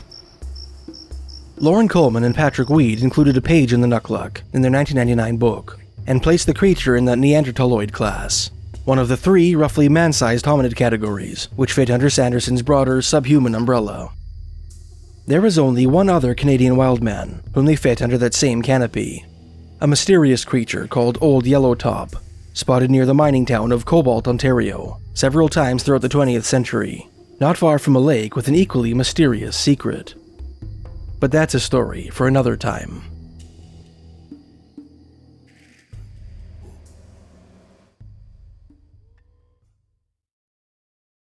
In this video, I'm going to read an abridged version of the last chapter of my book, Legends of the Nahanni Valley, a non-fiction which explores the history and folklore surrounding a remote region in northwestern Canada, infamous for the many mysterious disappearances and beheadings which took place there throughout the 20th century.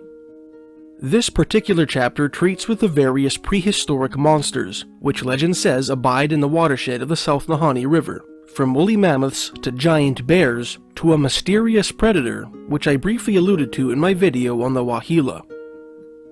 This video contains references to several frontiersmen, adventurers, and legends with which the casual viewer may be unfamiliar. Any viewers interested in putting these characters and legends into context can of course do so by reading my book, Legends of the Nahanni Valley, which you can find by clicking the link in the description. Without further ado, here are the prehistoric monsters of the Nahanni Valley. Enjoy. They have tails of enormous animals, such as the mammoth, and spiders as large as a full-sized grizzly bear, and long worms that are supposed to be alive today, and nobody can save them from these animals but their doctors. Some of the Indians will tell you they have seen these animals. Poole Field, in a letter to John Jack Moran, February 8, 1913.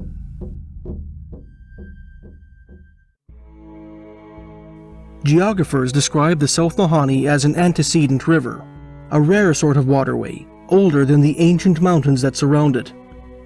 Millions of years ago, the Tlagacho, Sunblood, and Ragged Ranges rose up around the South Nahanni, sheltering it from the enormous destructive ice sheets that reshaped the face of North America throughout the 4 ice ages of the Pleistocene epoch. Due to its unique geological makeup, the Nahanni Valley has remained unaffected by glaciation for at least 100,000 years. Over the millennia, all manner of flora and fauna have taken refuge in this secluded haven in the Mackenzie Mountains. Some of them have left behind fossil evidence of their habitation. Intriguingly, Indian reports and frontier legend suggest that descendants of some of the prehistoric animals that made their homes in the Nahanni, particularly massive, fearsome Pleistocene monsters, still reside there to this very day. In many of his articles on the Nahanni Valley, Philip Godsell related a story told to him by Frank Beaton, who served as the chief factor of Fort St. John, BC. Beaton had heard this story from a scientific party, whose members had heard it from one of their Indian guides, a Cree named Chakina, who had, in turn, heard the tale from his father. A great wanderer, Chakina's father once traveled to the Upper Liard River country, where he fell in with, quote, a primitive tribe armed with bone-shod javelins and clubs made from the jawbones of the moose. Around their fires, these Stone Age people had told of a medicine valley to the north, inhabited by monsters of fearful size and ferocity, unquote. One of the Cree's new Dene acquaintances produced a scrap of buckskin from his medicine bag, on which had been burned the image of one of these monsters. The Cree managed to acquire this charm, and treasured it for years. He eventually passed this artifact down to his son Chakina, who showed it to the scientific party he was tasked with guiding. The scientists told an incredulous Beaton that the figure depicted on the buckskin scrap was a dinosaur, drawn in flawless anatomical detail.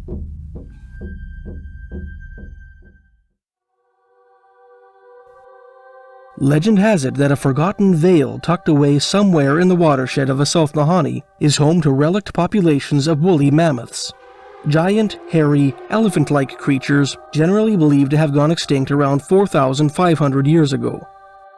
As Philip Godsell put it in Romance of the Alaska Highway, this ravine was said to be, quote, a palm-girt oasis that had escaped the impact of the last ice age, where living dinosaurs and mammoths of a forgotten age disported themselves in steaming pools rich with luxuriant vegetation, unquote. Godsell, in one of his pieces, went on to speculate that, quote, perhaps these ideas originated from Indian reports brought down from the lower Mackenzie of frozen mammoths being exposed in the falling away of ice cliffs, leaving their flesh, though millions of years old, still fit when thawed for dog feed, unquote. Indeed, the North Country once abounded with stories of trappers and prospectors happening upon frozen mammoth carcasses during their boreal wanderings. For example, the 1935 book The Golden Grindstone, The Adventures of George M. Mitchell, relates a tale told by a Yukon prospector named Angus Graham, who claimed to have come across the remains of a mammoth ensconced in ice in 1898. Unfortunately, the specimen disintegrated when it was finally exposed to the air. On October 21, 1937, a mammoth washed up on the shores of Wrangel Island, situated in the Chukchi Sea north of the Bering Strait, its frozen flesh in near-perfect condition. And during the gold rush of '98, stampeders came across, as Pierre Burton put it in The Mysterious North, quote, "the bones and skulls and even the flesh of animals that have long since vanished from the earth, the hairy mammoth, the great tusked mastodon, and varieties of bison, deer, and horse long extinct," unquote. All of these things embedded in the frozen muck of the Klondike goldfields.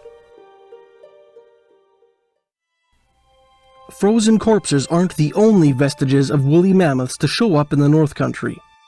On particular stretches of the Yukon River and along the shores of Williston Lake in Peace River Country, one can find ancient mammoth footprints baked into stone, reminiscent of the giant three-toed tracks reported by Hank Russell, Jack Lee, and Frank Perry in their Tropical Valley accounts.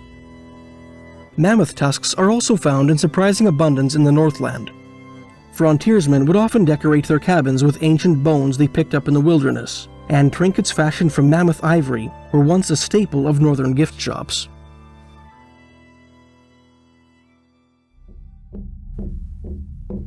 Dene mythology is filled with tales of giant, monstrous animals called Yeredi, which roamed the world in ancient times. These creatures typically lived underground, or beneath lakes and rivers, and every once in a while people come across their bones, which are called Katian Tigna, or the bones of the underground game. Some of these monsters are simply gigantic versions of modern animals.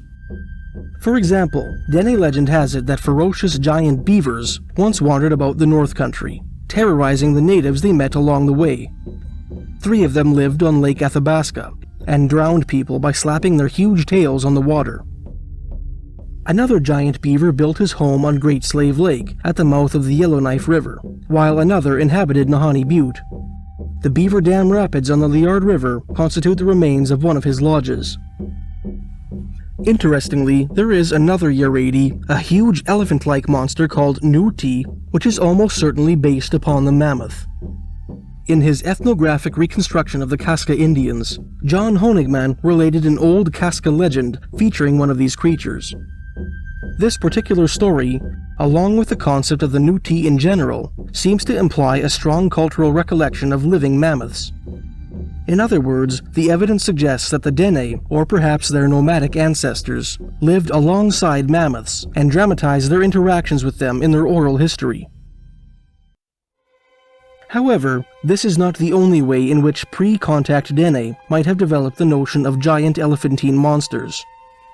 On the southern bank of the Yukon River, about 30 miles downstream from the mouth of the Tanana, is a considerable deposit of petrified mammoth bones, buried long ago when a section of the riverbank caved in. The local Tanana Indians refer to this place as Na Redinilna Ketlana, or the Cut Bank of the Spirit Land, believing that disembodied human souls hunt Yeredi on their way to Na Redinilna Ta, the transitional paradise that they dwell in before being reincarnated, and that the fossils on the riverbank are the bones of their giant prey, leavings from their ghostly journey. In the late 19th and early 20th centuries, frontiersmen returned from the wilderness of Alaska, Yukon, and the Northwest Territories with tales of mammoths and mastodons that still inhabited the most desolate reaches of the Northland. Some of these tales found their way into newspapers and magazines, and a few of these made it into Ed Farrell's book, Strange Stories of Alaska and the Yukon. Farrell began his chapter on relict mammoths with an article first published on May 5, 1889, in the Philadelphia Press. In this article, the writer, a fur trader named Cola F. Fowler, described a story that he heard in 1887. That summer, Fowler left Kodiak Island, Alaska, and traveled to the headwaters of the Snake River, a waterway which empties into the Bering Strait at Nome, Alaska. There, he met with the chief of a local Inuit band, and proceeded to inspect some of the ivory tusks that the natives had collected in the wilderness. "I subjected the ivory to a rigid inspection," Fowler wrote, "and upon 2 of the largest tusks, I found fresh blood traces and decomposed flesh," unquote. After the trader pointed this out to the chief, the Inuit informed him that, 3 months earlier, he and a handful of young men had encountered a small mammoth herd about 50 miles north of their present location, and had managed to kill an old bull and a cow with their large caliber muskets. At Fowler's insistence, the Inuit drew his impression of the creature on the soft clay of the riverbank using a stick. The animal, which, he maintained, made loud, shrill, trumpet-like calls, resembled a woolly mammoth, albeit with smaller ears, bigger eyes, and a longer, more slender trunk. Interestingly, the creature had 4 4-foot tusks, in addition to 2 curved 15-footers. In a commentary at the end of the article, Farrell observed that the monster that the Inuit drew is consistent in appearance with a eubladon, or 4-tusker, an ancient relative of the woolly mammoth, which lived during the Miocene epoch, and which was unknown to science at that time. Farrell included several more stories of living subarctic mammoths in his book, including a story in which a man named Dr. J.P. Frizzle found fresh mammoth tracks in the snow of Unimak Island, one of the Aleutian Islands situated off the Pacific coast of Alaska, in 1903, the account of a Tahltan hunter's 1892 brush with a woolly mammoth in the valley of the Stikine River, and an incredible tale, later proven to be a hoax, describing a successful mammoth hunt in the Alaskan wilderness in the early 1890s. Many old magazine and newspaper articles maintain that some of the moose that live in the Nahanni Valley are twice as big as elsewhere. In the early 1970s, an RCMP officer turned television host named Tommy Tompkins caught one of these legendary creatures on film and showcased it in an episode of his TV show This Land, entitled Nahanni. Tompkins estimated that the antlers that this massive bull sported were a whopping 12 feet from end to end, double the antler spread of the average moose. When considered alongside some of the theories purported to explain other faunal freaks reported in the area, the legend of the giant moose of the Nahanni evokes the Irish elk, an old-world cervid which lived during the Pleistocene epoch, and the largest deer that ever lived. In addition to giant moose, there have been many reports of colossal grizzly bears in the Nahanni Valley. In Dangerous River, for example, Raymond Patterson described seeing, quote, a very large grizzly in Deadman Valley, unquote, which Gordon Matthews named Slim Jim. This creature was said to be, quote, enormous as a boxcar and as timid as a deer, unquote. Both Gus Krause and Nazar Zinchuk, in their Parks Canada interviews, spoke of giant grizzlies in the Nahanni. Krause recalled a monster grizzly, quote, the size of a 2-year-old moose, unquote, that obliterated a trail near Bennett Creek. Zinchuk, on the other hand, described coming across a 12-foot-tall grizzly in the wilderness. According to the Alaska Department of Fish and Game, Kodiak bears, the largest subspecies of grizzly bear, seldom exceed a height of 10 feet. In Sir Ranulph Fiennes' book The Headless Valley, an oblate missionary named Father Mary recalled finding grizzly paw prints in the snow, which dwarfed the tracks that he made with his size 11 overshoes. Similarly, Frank Graves, in a letter to Ivan Sanderson, described coming across a real horror during his Nahanni Valley excursion in 1965. These were definitely bear tracks, he wrote, but if I told you their size, and I measured them with my collecting tape, you would just laugh at me. They were bear tracks all right, and the Indians said that they were made by giant brown bears that, as far as I could make out from his pacing things off between the trees, would make any Kodiak brown look like a black bear cub, unquote. One man to see one of these Bruin behemoths with his own eyes was adventure writer D.H. Coaster, who paddled the South Nahanni with his 12-year-old stepson Mark in the 1970s. In his 2015 book, Canoe on the Nahanni, Coaster described how he and his stepson capsized their canoe on the Cache Rapids just upstream from the first canyon. Mark managed to pull himself up into a rock ledge alongside the river, while Coaster crawled onto a gravel bar downstream. That night, while trying to keep warm on the gravel bar, Coaster saw a massive grizzly emerge from the forest on the other side of the river, wade through the current to an island in the middle of a South Nahanni, and set about demolishing the trees there. He was the size of an Abrams tank, Coaster maintained, bigger even than any polar or Kodiak. He must have stood 12 feet tall, taller than the trees he was busy swatting down, and massive. His arms were the size of tree trunks, and his paws twice as big, unquote. These enormous Nahanni grizzlies, in the context of the other giant animals detailed in this chapter, evoke the Arctidus simus, or the short-faced bear, one of the largest land-dwelling mammals to ever live. This monstrous animal, believed to have disappeared from North America about 11,000 years ago, could reach a height of 12 feet. Interestingly, in his book, The Beast That Hides from Man, British cryptozoologist Dr. Carl Schuker mentioned that extremely large snow-white bears, known to local Chukchi hunters as Irkuiem, have been reported in Russia's Kamchatka Peninsula, sandwiched between the Sea of Okhotsk and the Bering Sea, and that Russian zoologist Professor Nikolai Vereshchagin opined that they might be modern-day representatives of the short-faced bear. In his letter to Ivan Sanderson, the anonymous letter writer mentioned in the previous chapter learned from his Dene informant, Gugo, that the Wahila was, quote, almost invincible, but he has one enemy. Now hang on to your hat. That enemy is a lion. I thought he meant puma, which I wouldn't have believed anyway, but no, he meant a lion. The lion is itself a giant, at least as big as the bloody dog, and apparently afraid of nothing. Very hairy, with a large woolly mane extending nearly all over its body. The lions kill everything when in the mood, including the bears, moose, and what would appear to be mammoths, the latter being described as creatures bigger than all the others, with long noses. I assume that this was what he meant by the description, as Gugo didn't have a name for it, and the interpreters seemed rather amazed.